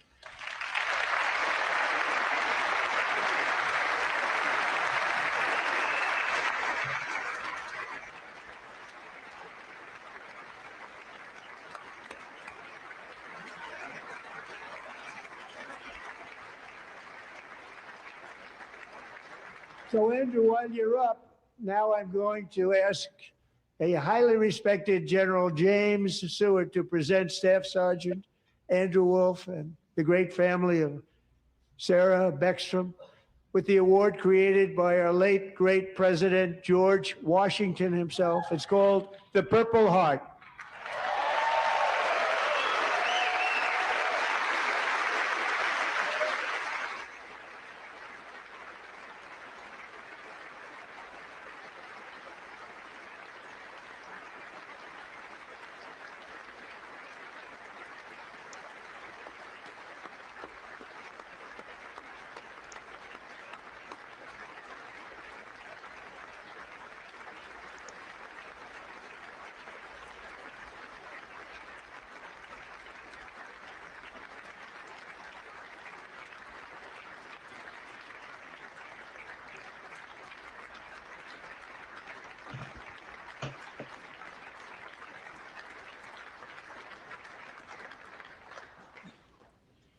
We love you all.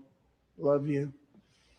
We're proudly restoring safety for Americans at home, and we are also restoring security for Americans abroad. Our country has never been stronger. In my first 10 months, I ended 8 wars, including Cambodia. Isn't it funny? Sick people. Cambodia and Thailand, Pakistan and India.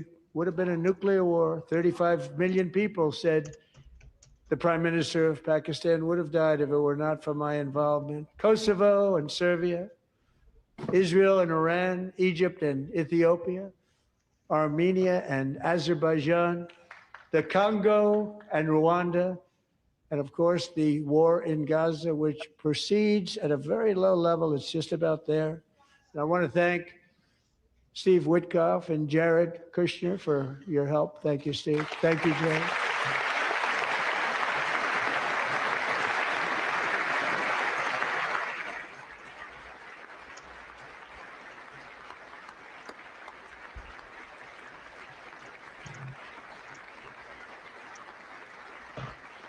And I also want to thank the man they report to, Secretary of State Marco Rubio. Thank you, Marco.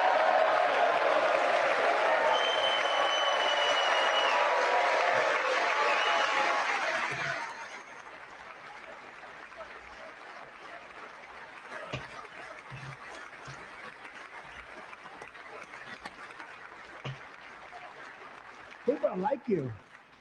You know, Marco got 100% of the votes when he was in confirmation. I think our next one was about 54%.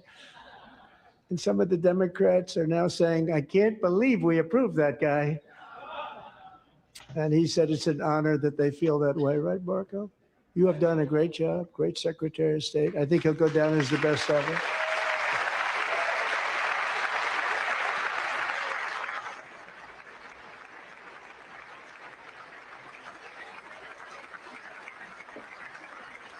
Under the ceasefire I negotiated, every single hostage, both living and dead, has been returned home. Can you believe that?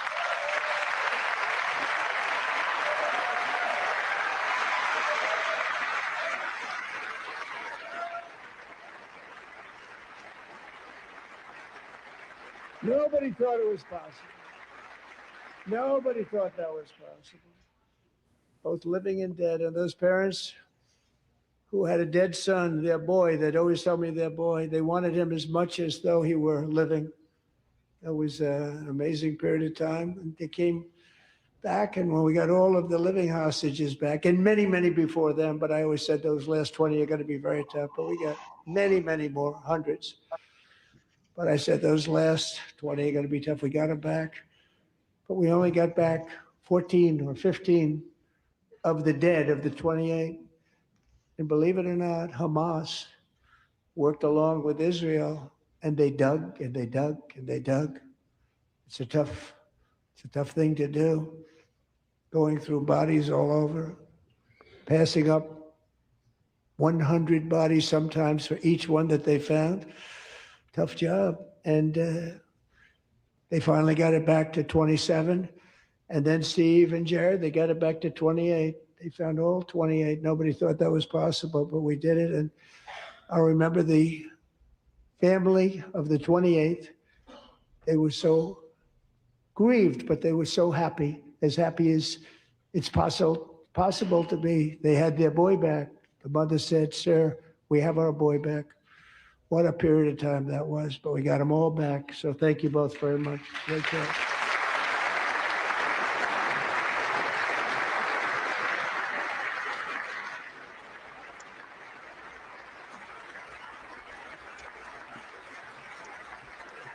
And we're working very hard to end the ninth war, the killing and slaughter between Russia and Ukraine, where 25,000 soldiers are dying each and every month. Think of that, 25,000 soldiers are dying a month.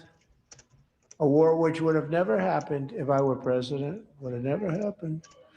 As president, I will make peace wherever I can, but I will never hesitate to confront threats to America wherever we must. That's why in a breakthrough operation last June, the United States military obliterated Iran's nuclear weapons program with an attack on Iranian soil known as Operation Midnight Hammer.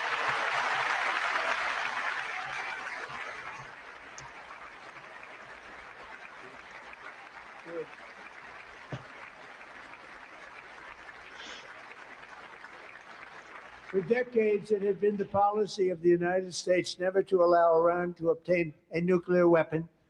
Many decades. Since they seized control of that proud nation 47 years ago, the regime and its murderous proxies have spread nothing but terrorism and death and hate. They've killed and maimed thousands of American service members and hundreds of thousands and even millions of people. with what's called roadside bombs. They were the kings of the roadside bomb. And we took out Soleimani. I did that during my first term. Had a huge impact. He was the father of the roadside bomb.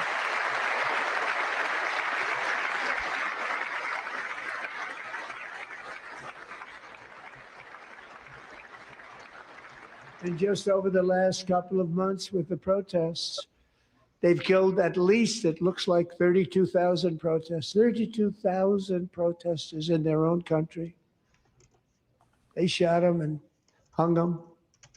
We stopped them from hanging a lot of them with the threat of serious violence. But this is some terrible people. They've already developed missiles that can threaten Europe and our bases overseas, and they're working to build missiles that will soon reach the United States of America. After Midnight Hammer, they were warned to make no future attempts to rebuild their weapons program, and in particular, nuclear weapons. Yet they continue starting it all over. We wiped it out, and they want to start all over again, and are at this moment again pursuing their sinister ambitions. We are in negotiations with them. They want to make a deal, but we haven't heard those secret words. We will never have a nuclear weapon. My preference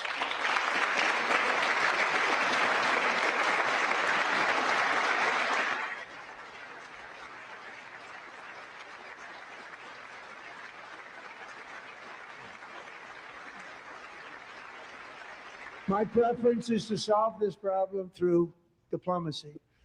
But one thing is certain, I will never allow the world's #1 sponsor of terror, which they are by far, to have a nuclear weapon. Can't let that happen.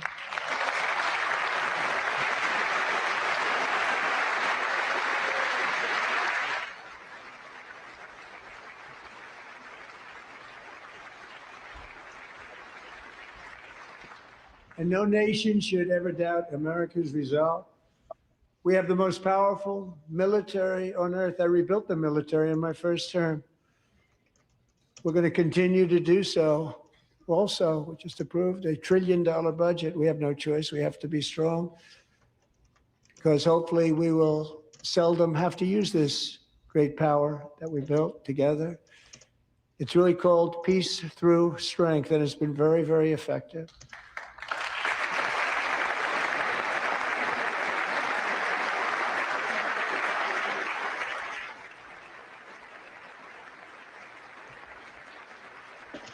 So thanks to Republicans in Congress, we're investing that record number of dollars, have no choice, in the United States Armed Forces.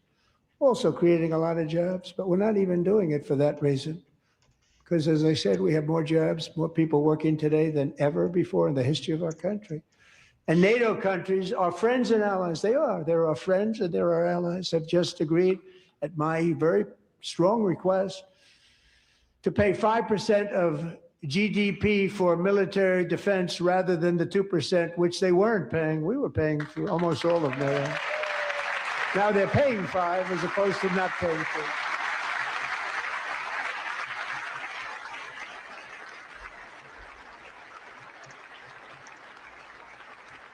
And getting that 5% was something which everyone said would never be done, could not happen. We got it really easily with one meeting. And big difference between 2% that's not paid. We were paying the freight of many of them. Very few were paid up. Now 5%, then they're paid. And everything we send over to Ukraine is sent through NATO, and they pay us in full. They pay us totally in full. Every branch of our armed forces is setting records for recruitment. This is so exciting. And every service member recently.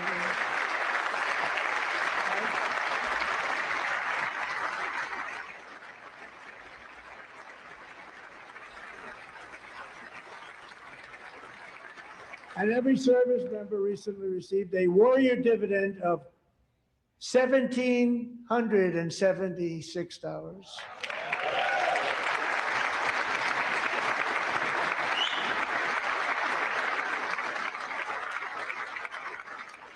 You know, they put it on my desk. We got the money from tariffs and other things, a lot of money we have. We have much more money than people understand. Have to rebuild that program a little bit, but it won't take long. But we got the money, and it was $1,775, and they wanted my approval. And I said, what's the number? $1,775. I said, wait a minute, for one more dollar, we can have 1776. It's going to. I said, we're going to figure that. I never asked anybody if we could afford it. One more dollar. I said 1776. And I said, that's good. And I'll tell you what, our military, that was 4 months ago, our military, I never see a person in the military that doesn't thank me for it. So we're honored to do it. They deserve it. And we call it 1776. It was great. And we love our military. We love our law enforcement. We love our firemen. You know, the firemen don't get mentioned enough. We love our firemen. We're also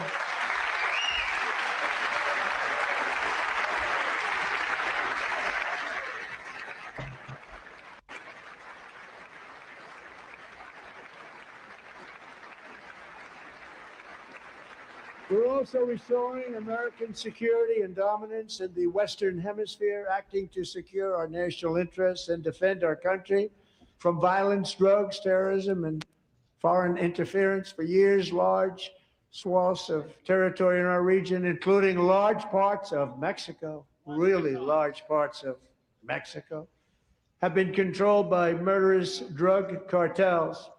That's why I designated these cartels as foreign terrorist organizations, and I declared illicit fentanyl as a weapon of mass destruction.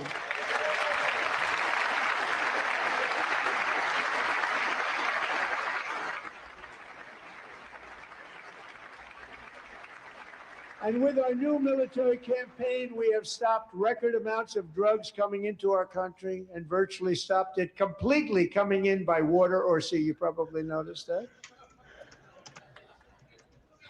We very seriously damaged their fishing industry also. Nobody wants to go fishing anymore. We've also taken down one of the most sinister cartel kingpins of all. You saw that yesterday. In January,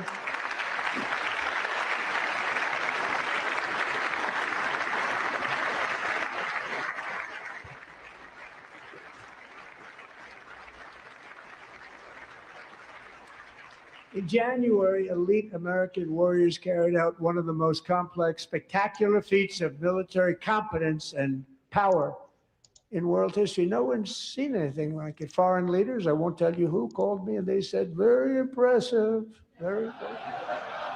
They couldn't believe, they all watched, they saw what happened.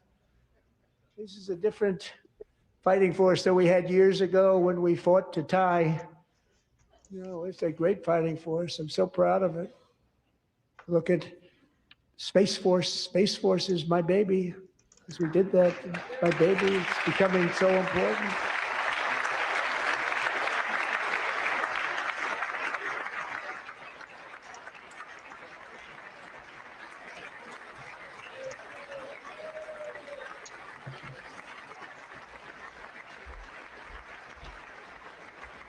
And America's armed forces overwhelmed all defenses and utterly defeated an enemy, good fighters, to end the reign of outlaw dictator Nicolas Maduro and bring him to face American justice.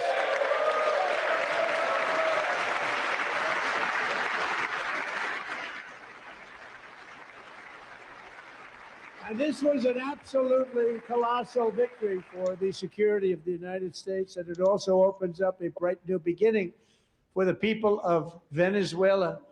We're working closely with the new president of Venezuela, Delcy Rodriguez, to unleash extraordinary economic gains for both of our countries and to bring new hope to those who have suffered so terribly. They really did suffer. With us tonight is Alejandro Gonzalez. She grew up in a tight-knit Venezuelan family and was especially close to her beloved uncle Enrique. But after Enrique ran for office and opposed Maduro, he was kidnapped by Maduro's security forces and thrown into the regime's really infamous prison in Caracas. Alejandro feared she would never see her uncle again. She feared for her own life also. But since the raid, we have worked with the new leadership, and they have ordered the closure of that vile prison and released hundreds of political prisoners already, with more to come. Alejandro, I'm pleased to inform you that not only has your uncle been released, but he is here tonight. We brought him over to celebrate his freedom with you in person. Enrique, please come down.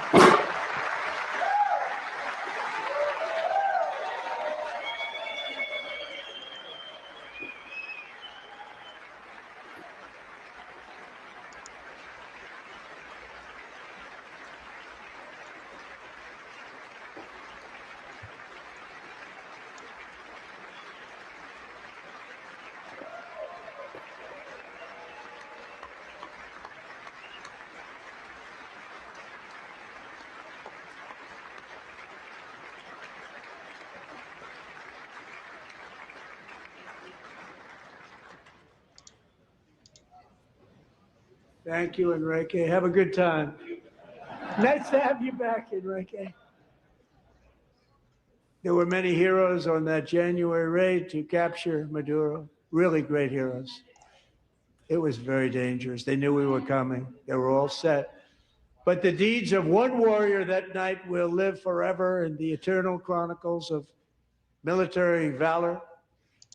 Chief Warrant Officer 5, Eric Slover, planned the mission and was the flight lead in the cockpit of the first helicopter, a big, beautiful, powerful helicopter. It was a massive Chinook carrying, as you can imagine, many, many American warfighters. Wearing the dog tags, his wife Amy had blessed with holy water before he left. She knew it was going to be a rough one. Eric steered the Chinook under the cover of night and descended swiftly upon Maduro's heavily protected military fortress. This was a major military installation, protected by thousands of soldiers and guarded by Russian and Chinese military technology. How did that work out? Not too good. While preparing to land, enemy machine guns fired from every angle, and Eric was hit very badly in the leg and hip, one bullet after another. He absorbed 4 agonizing shots, shredding his leg into numerous pieces. And yet, despite the fact that the use of his legs was vital to successful helicopter flight, legs are the most important part of flying a helicopter. To deliver the many commandos who would capture and detain Maduro was the only thing Eric was thinking about. Then, even as he was gushing blood, which was flowing back down the aisle, helicopter lands at a steep angle. The machine guns stood right in front of him. They were right in front of him, 2 machine gunners who escaped the wrath of the previous planes. Eric maneuvered his helicopter with all of those lives and souls to face the enemy and let his gunners eliminate the threat. Turned the helicopter around so the gunners could take care of business, saving the lives of his fellow warriors from what could have been a catastrophic crash deep in enemy territory. Only after safely landing the helicopter with all the warriors aboard in the exact right spot, which was vital to the mission, probably would have had to maybe cancel the mission if that didn't happen.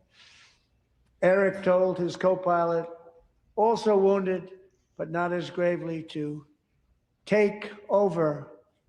I'm about ready to pass out. The success of the entire mission and the lives of his fellow warriors hinge on Eric's ability to take searing pain. It was unbelievable what's happened to his legs of the bullets and keep on flying and landing, and people knew what was happening. Everybody in the back of the helicopter knew because they saw the blood pouring down the aisle.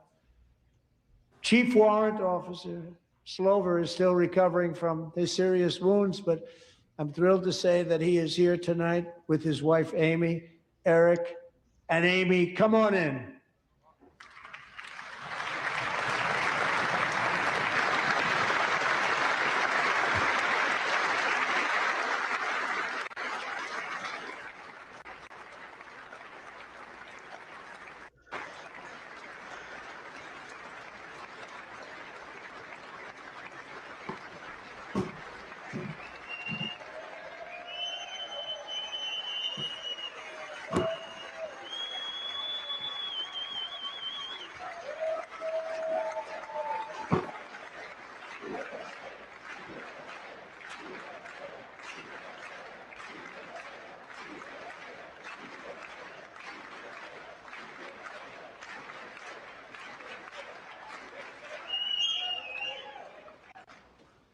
So we have a surprise for Eric and Amy.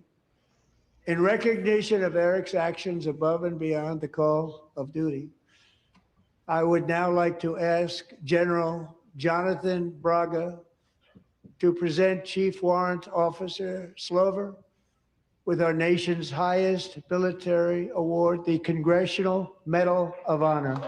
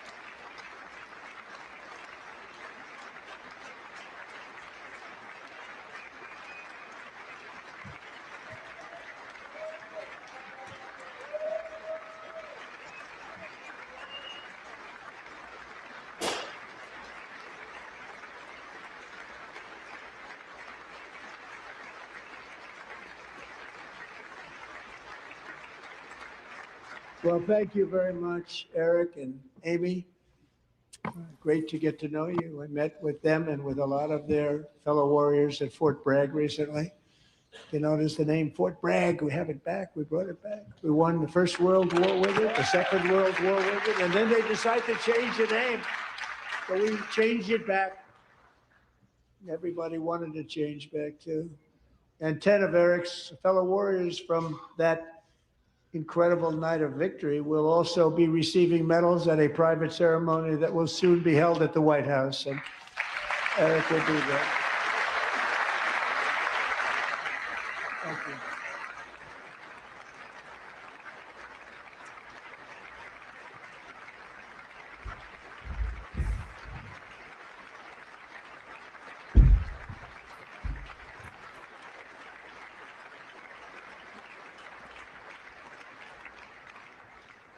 Thank you, Eric.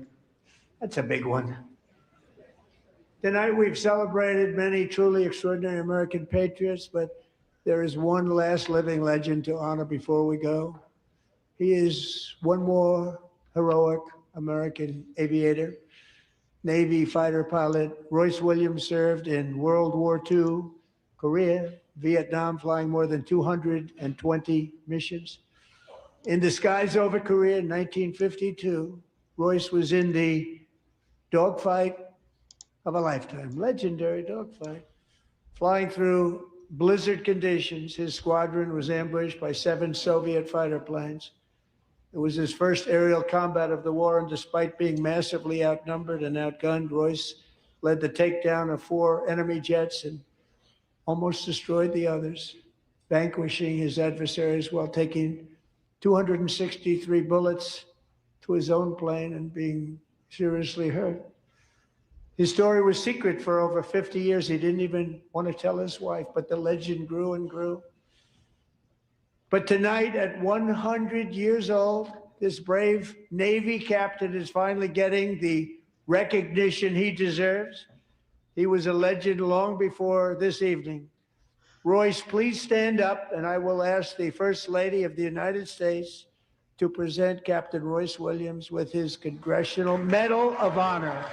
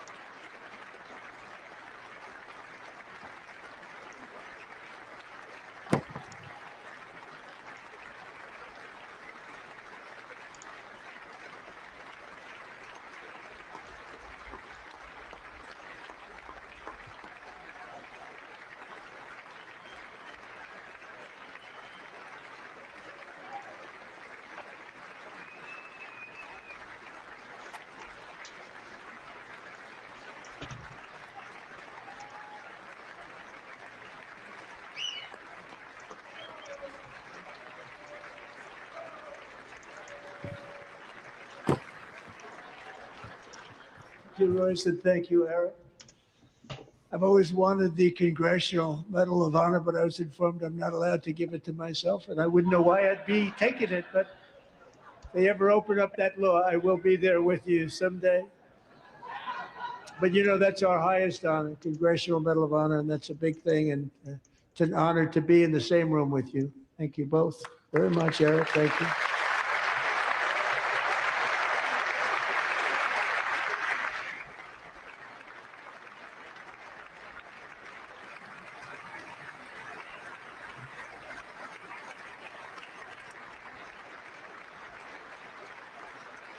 Thank you.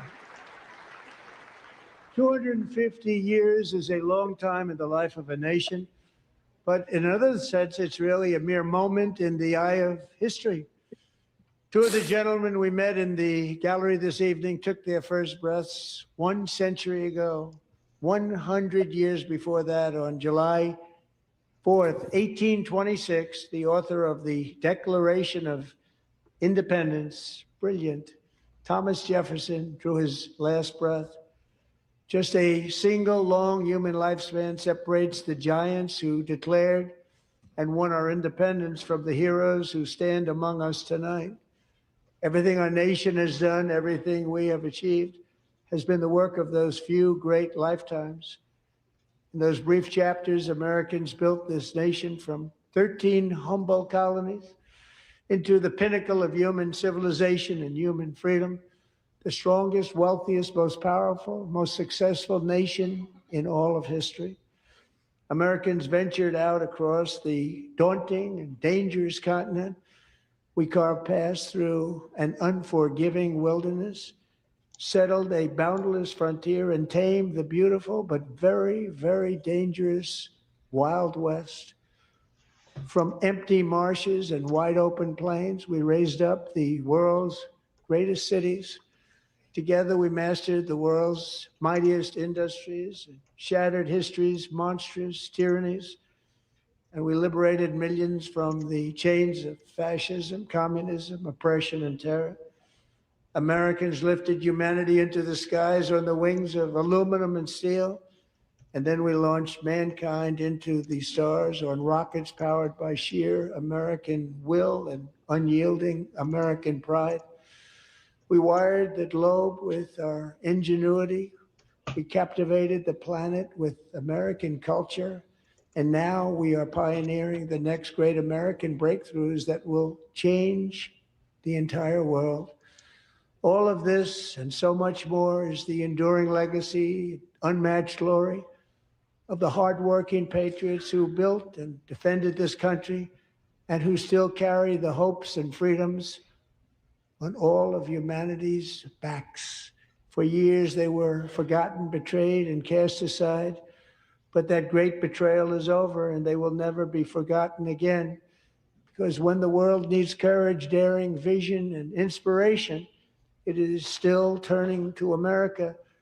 And when God needs a nation to work his miracles, he knows exactly who to ask.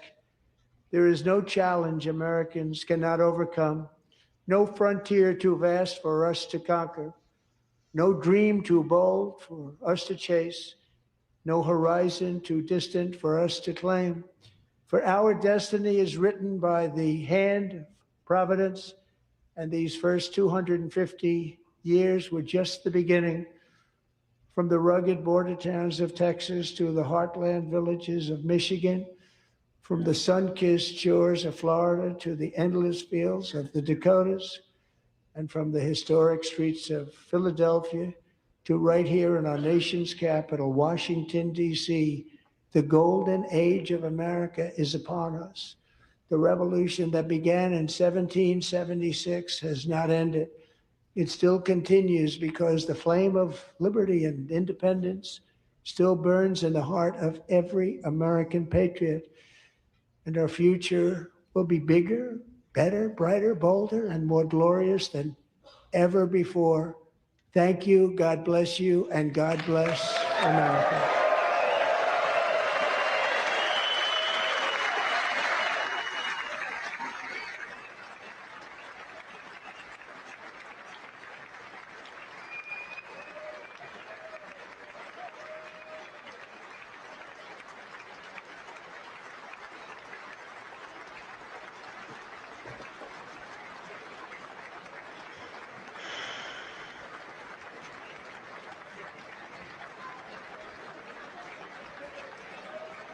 David, John, you there?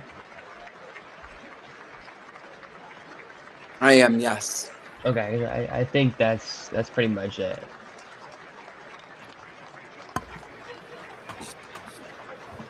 President Donald Trump just concluded his State of the Union address, and it was one of the longest addresses in history. That was expected. The president, that was a home run.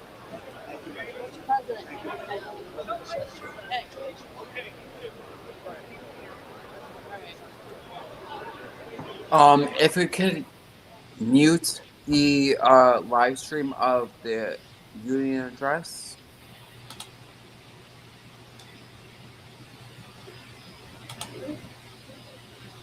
It's all muted. That's crazy. I do still okay. So Jimmy, let's start with you. Is the boycott of the Democrats, notably, a principled stance or a missed opportunity to face the president head on? I mean, what do you make of the president's remarkable absence of the Union address? Let's start by calling it what it is.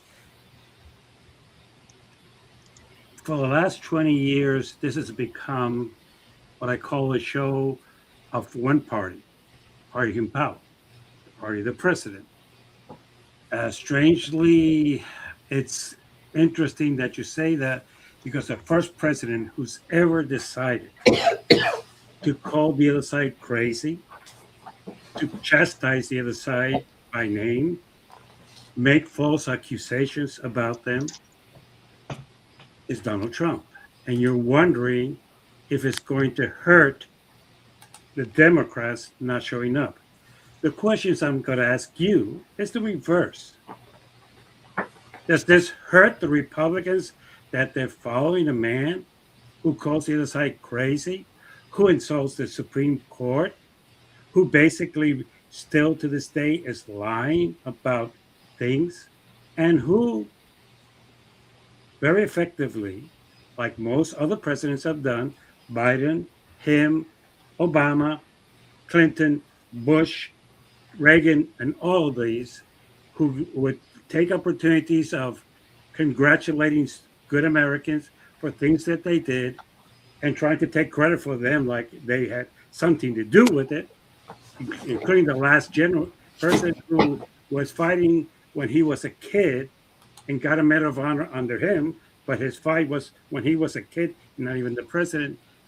I understand public relations and I understand political public relations, and this is what this is. Let's stop pretending that the American people care if the Republicans were there. I mean, if the Democrats were there or not. The truth of the matter is the reverse.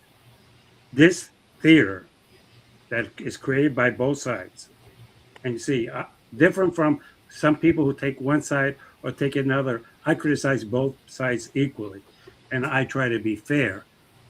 This is a theater, but this is the first time that a president of the United States has referred to the other party as crazy. That's something that's never been done.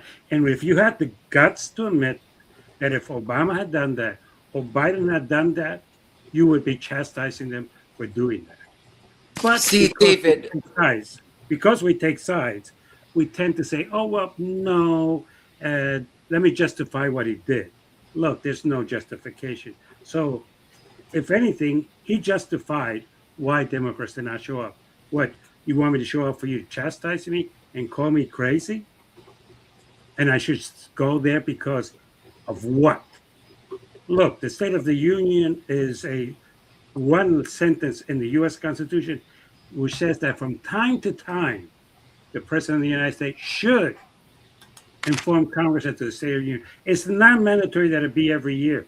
That is something that we have created to do public relations and to show off things.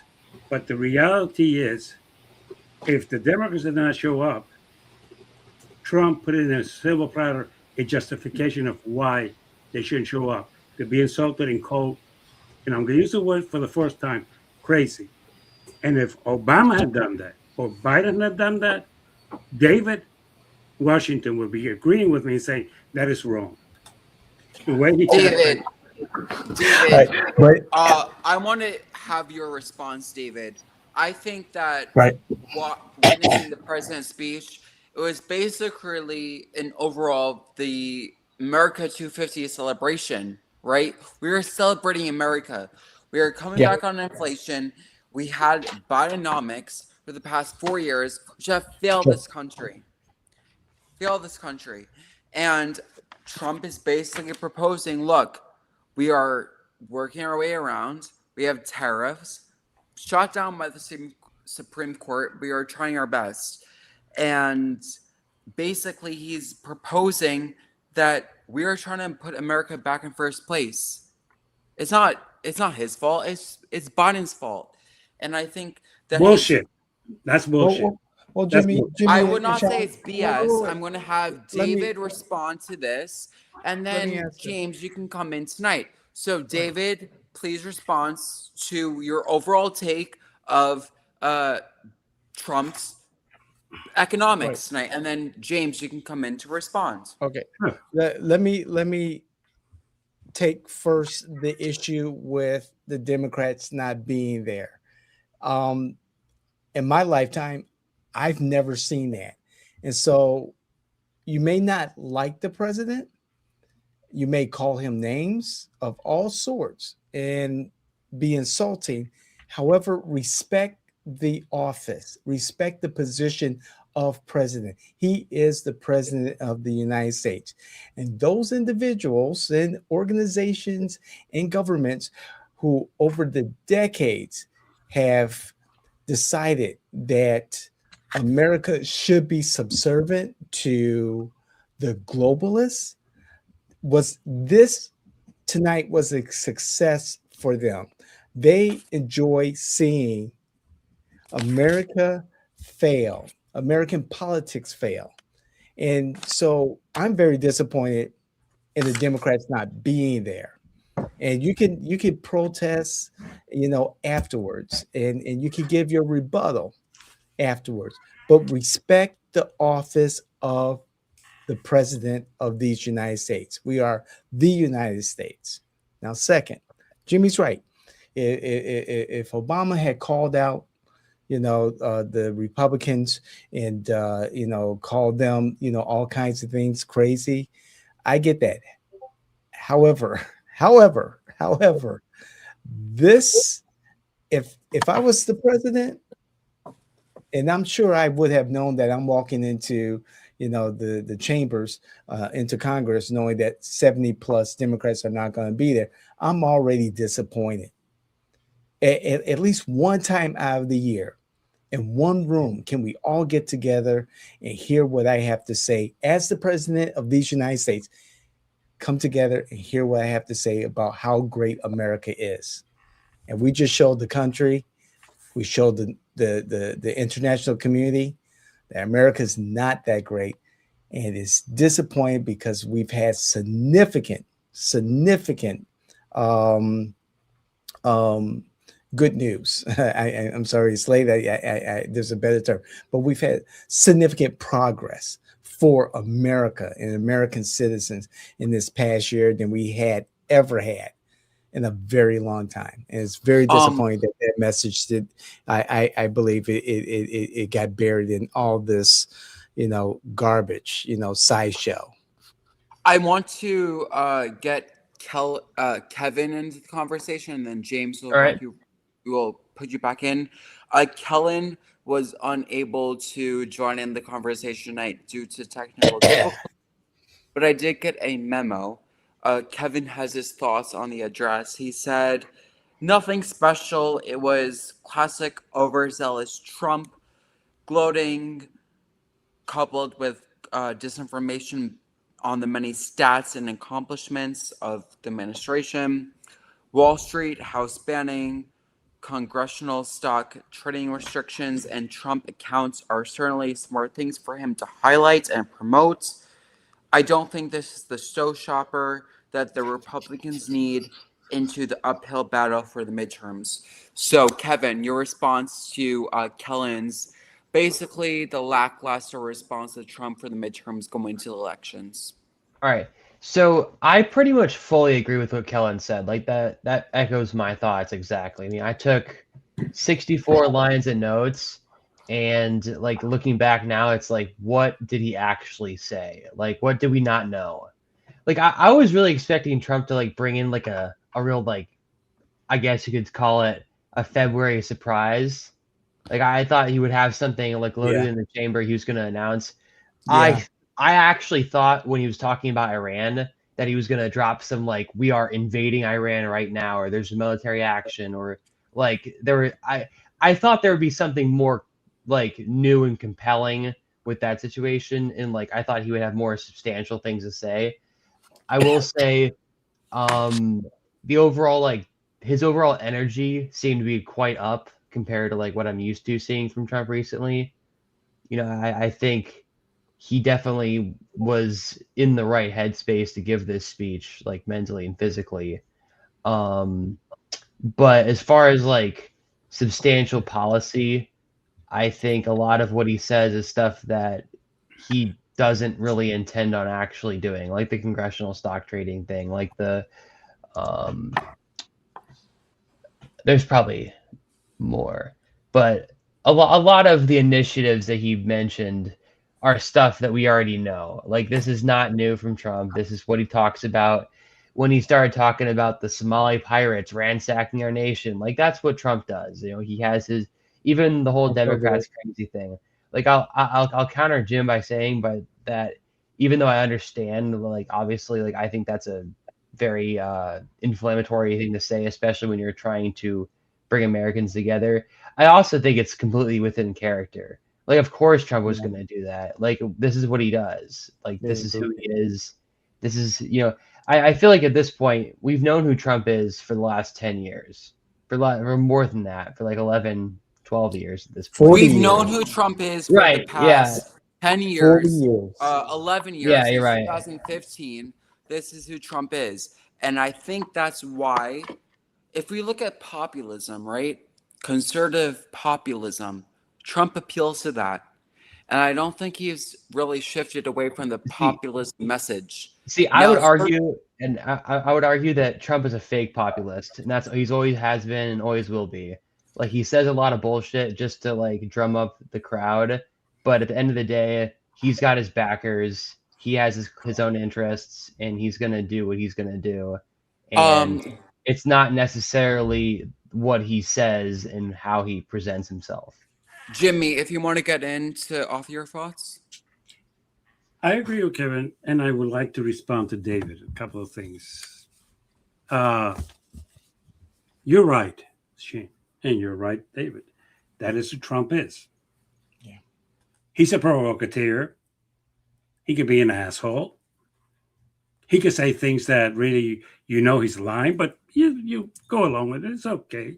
As a matter of fact, you started by saying that inflation was 2.4, and you said it about 10 times, just for the record. And he went down and said it was 1.7. So even we know that that's a lie when he said it was 1.7 because that's not the real number. That is who he is. The problem that I have is that you're asking for to respect the office that he doesn't respect. Okay? He doesn't respect the office. He is the way he behaves, calling the other side liars and calling them cheaters and calling them this and calling them that and blaming them for everything that's bad in this country and everything good is him. You know, that is not respecting the office of it. Now, you said globalists. Bullshit. Do you know who globalists are? Do you really know who they are? Who are they? Yeah, who are they? General Motors, NFL, okay, Breyer Industries, most of the multi-American, by the way, the iPhones and the Samsung phones that you are using today are made in China by globalist companies that we pretend that Apple is an American company, but the products are made in China because it's cheaper for them to do it that way. So when we talk about the globalists like there's something bad, they're American corporations. I'm sorry. That's the globalists. They want to go to other countries and produce things. They want to go to Ireland because they pay less taxes. Look, the globalists is the businesses that Donald Trump is in bed with. So that has always been a fascination that people cannot distinguish that the people that they're criticizing are the people that they're buying their phones from and other business. Amazon is a globalist. They sell their products everywhere, and they have companies in different areas of the world. So we could criticize this, but we have to understand one thing, and this is what I think. This is a show. It's always been a show. It is a show to get people like Shen very happy about conservative procedures and to piss off Democrats. It's a show. I understand. I hear your point, but I want to loop in Kevin to this conversation. Is this the show, Kevin? Is Trump basically just egging on the Democrats here, saying this is a bunch of baloney and here's just a farce of what I've been doing the past year? Or is this actual Trump trying to repeal the crap, basically, that the Biden administration left out for the past 4 years? And he's trying to repeal it. I mean, what's the deal? What is Trump trying to do, Kevin? I don't think Trump is really trying to do anything that he hasn't already tried to do. Like, I think he's, and this is probably smart, but at some point he wrote, like, him or his political advisors have realized that in 2026, you're either with MAGA or you're against them. There is no, like, middle ground. There is no changing sides. Like, you're decided for the most part. Like, yeah, obviously, like in 2024, people stayed home because they didn't like what the Democrats are doing. And frankly, that's probably going to happen again because the Democrats have not offered like a genuine show of leadership. But like, I don't think people are out here thinking, well, I'm going to watch a State of the Union. And if Trump says some really nice things about, whatever issues I care about, I'm going to go vote for him. I'm going to go vote Republican in the midterm. Like, I think a lot of Trump's appeal is in appealing to people who already like him and getting them riled up. Like, I noticed this trend throughout the night where he would have these like special interest stories where he would reference things that like Trump voters really like and care about. Mm-hmm. Now, they're not necessarily things that the average American cares about or like things that that are mainstream like discourse, but they're particular incidents that like the right-wing media machine has capitalized on and can continue to bring up and that he can use to his advantage. Because again, it's theater, and I'm sure if this was Biden or if this was Kamala, it would be theater as well. I'm sure the Democrats, their rebuttal is also going to be theater. It's going to be them bringing up like, I don't know, I'm not sure who they invited, but to their rebuttal ceremony. But I'm sure it'll be like, some immigrants and they're going to tell a whole story about that. Like it's going to be some, performative, crocodile tears thing, just like what Trump was bringing up constantly with his people that he brought there. It's not substantive. It's not policy. It doesn't make a difference. It's just, if you are already a Trump supporter and you're like seeing him hit all these points in a pretty like concise pattern and with like, supporting examples, essentially, you're going to feel good about Trump. Like if I mean, Sean, that's definitely what I see from you is that this was a great, you saw this and you're like, wow, this is great, because you already had that buy-in. So then it's reinforcing what you already believe. No, but see, Jimmy, here's the thing. like, Here's the thing. Crime is down in major cities. Has nothing to do with the president. Sorry. It does. Because no, it doesn't. That's bullshit. Okay, so it has to do with it. Are you telling me that the law enforcement people have nothing to do with it? That the cops have nothing to do with crime? It's the president who's out there patrolling and doing them. Okay, Jimmy, I pose this question to you, Jimmy, specifically to Jimmy. We look at Sean, Minneapolis. before you do, Sean, before you do, Jimmy made some statements about the president and inflation and also the globalists. I just need to address that and clarify. Okay. Is it okay if I do that before you make your Sure. question to Jimmy? Yes, of course. Okay. In regards to the inflation thing, the 2.4 number is wrong. The number that Trump is using is wrong. And here's the reason why. And I'm going to share this right now. Hopefully, you all can see that. The numbers that we're used to having reported by the the Fed, the unemployment numbers that are reported by the Bureau of Labor Statistics, they're behind. They use old metrics to give us a number that is, for all purposes, wrong. And what true inflation, which is used by many companies that even Jimmy mentioned, many businesses, many government entities, the true inflation is actually under 1%, as I'm demonstrating right now on this That's a private company, screen. for the record. You know that, right? What's that? That's a private company. Yeah, it's a private company that has An invested, agenda.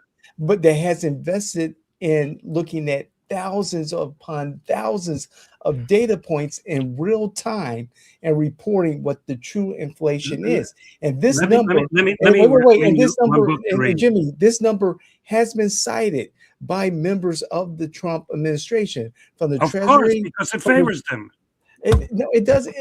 Jimmy, the numbers don't lie. We're They talking do. about with I'm gonna- 10,000 data points. The inflation numbers that are reported by the Feds, they're months old. The Bureau of Labor Statistics, the unemployment numbers, the surveys that are You know the surveys these answered. people do? We got under 60%. Do you know the surveys that these people do? My question. This one? You're criticizing the other ones that they're bad. Do you know Yes. what they do? Yes, You Jimmy, don't. 10,000 data points. That's what they tell you. That's far more than what the government does. That's what they tell you, and you buy it. Jimmy, I've done research on And true it's, it's inflation. not the same, because the Democrats, if they were in power, they could say the same bullshit numbers, and you could buy their numbers. So who do you trust? Okay, let's Who do you agree trust? that both parties We're bullshit. talking about who's Can we in agree power on right that now, one? and we're looking Can at we the agree numbers, that both Jimmy. parties bullshit? Both parties Yeah, bullshit, then the party fine. system. The party system is trash. The founding fathers never intended that our politics would be dictated, and it is dictated by the party. Give me one minute, and I'll be right back. Give me 1 minute.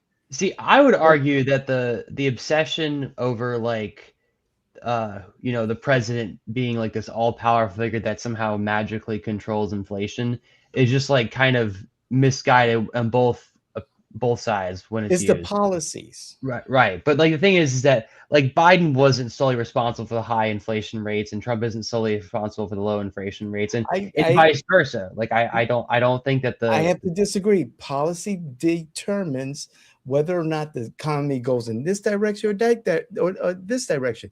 People, when Trump said he was going to levy tariffs, many economists said, "Oh, we're going to go into a recession. He's going to, tank the economy." Oh my God, we're looking at 5%, 7%, growth this year. Let me give you all an assignment to learn something. As a politician, I've always been fascinated by what I call the bullshit of statistics. You might want to buy this book that's less than $10. I know that book well. Yes. I know it well. One of the things that I found fascinating is that now Republicans go, we have 10,000 points, and we do this, and we do that, and ours is better than the other. Oh, well, then Republicans believe that one. The Democrats have their own one, and then look, they're both lying. I hate to say this to you. They're both lying. Now, this is what I've always said. Trust your eyes and your ears. I went to the supermarket this week, and ground beef is $10. Yeah. A pound. Yeah. And in 2024, it was 7. But we're going to blame Biden for that because that's what the Republicans want to keep repeating. And if you repeat a lie long enough, it becomes the truth. This is what I'm trying to say. We need to save our country. If you want to take the left or you want to take the right and you want to keep fighting each other, this country is going to be doomed. It's not going to be the great country that Sean wants or you want. And as long as all we could do is say, it's your fault for what's going wrong in this country and not coming up with a concrete plan and not saying, hey, let's sit down and let's work this out, this country is doomed. I think that Jimmy made his point, and I see where Jimmy's coming from. It's almost 11:30 p.m. here on the East Coast. Trump we're trying to unify the country at this point, right? We're in such a pinnacle point. We've seen violent extremism on both sides, particularly on the left. And I think that at this Good to point, clarify that. That's good to clarify that. Yeah, ICE is very left. ICE is trying the third job appointed by Donald Trump, right? And this is constitutional. It's the law. But anyway, what I'm trying to say is that no, it isn't. No, it isn't. Okay, don't misquote the law. The law requires people to have warrants to break into somebody's house. There is no law that in the Constitution that allows you to break into a house without a warrant. Sorry. Okay, I understand. We're going to end our show in 3 minutes. So I'm going to give each of you a minute to respond as a closing remark. And I know that Jimmy is very heated with the president's response. So we'll start with Jimmy and your closing response. Anything that you want to respond to, Jimmy? Any thoughts, reactions, statements that you want to make? The floor is yours. And then we'll turn to Kevin, and then David will close. As long as this continues the way we're going, that Republicans blame Democrats for everything that's wrong in this country, and Democrats blame Republicans for everything wrong in this country, and we don't work together, and we lie to each other, this country is doomed. Sorry. And I'm going to end with that. Okay, Kevin? All right. I think that, we as Americans need to, take some accountability. There's a lot of problems, and it's easy to, I would consider myself to be very much an anti-Trump. I don't support Trump at all. I'm definitely, my personal politics lie on the left, but I'm not immune from criticism of my own side. Actually, I think it's healthy to criticize your own side. At the end of the day, I think our politicians are corrupt. Left, right, center. I generally think that we've put ourselves in a situation in this country where there's different interest groups and different corporations and different entities that have had undue influence on our politics, and that while we continue to fight each other over meaningless, point differences and culture war issues, we're going to be distracted from the fact that our country is in decline, and we're a declining empire at this point, and I think that's the reality. And I think at the end of the day, unfortunately, the cynical part of me thinks that that's just the way of history. That's the way we're going. And I think David, are we declining republic as Kevin suggests? No. I believe that the Trump administration is trying to reverse that with closed borders, with returning to the American system, meaning that we encourage manufacturing and growth here, high wages for Americans here, that we protect ourselves and our neighbors here in the Western Hemisphere, and that we push back on tyranny. We push back on the endless, forever wars. We push back on shipping jobs overseas.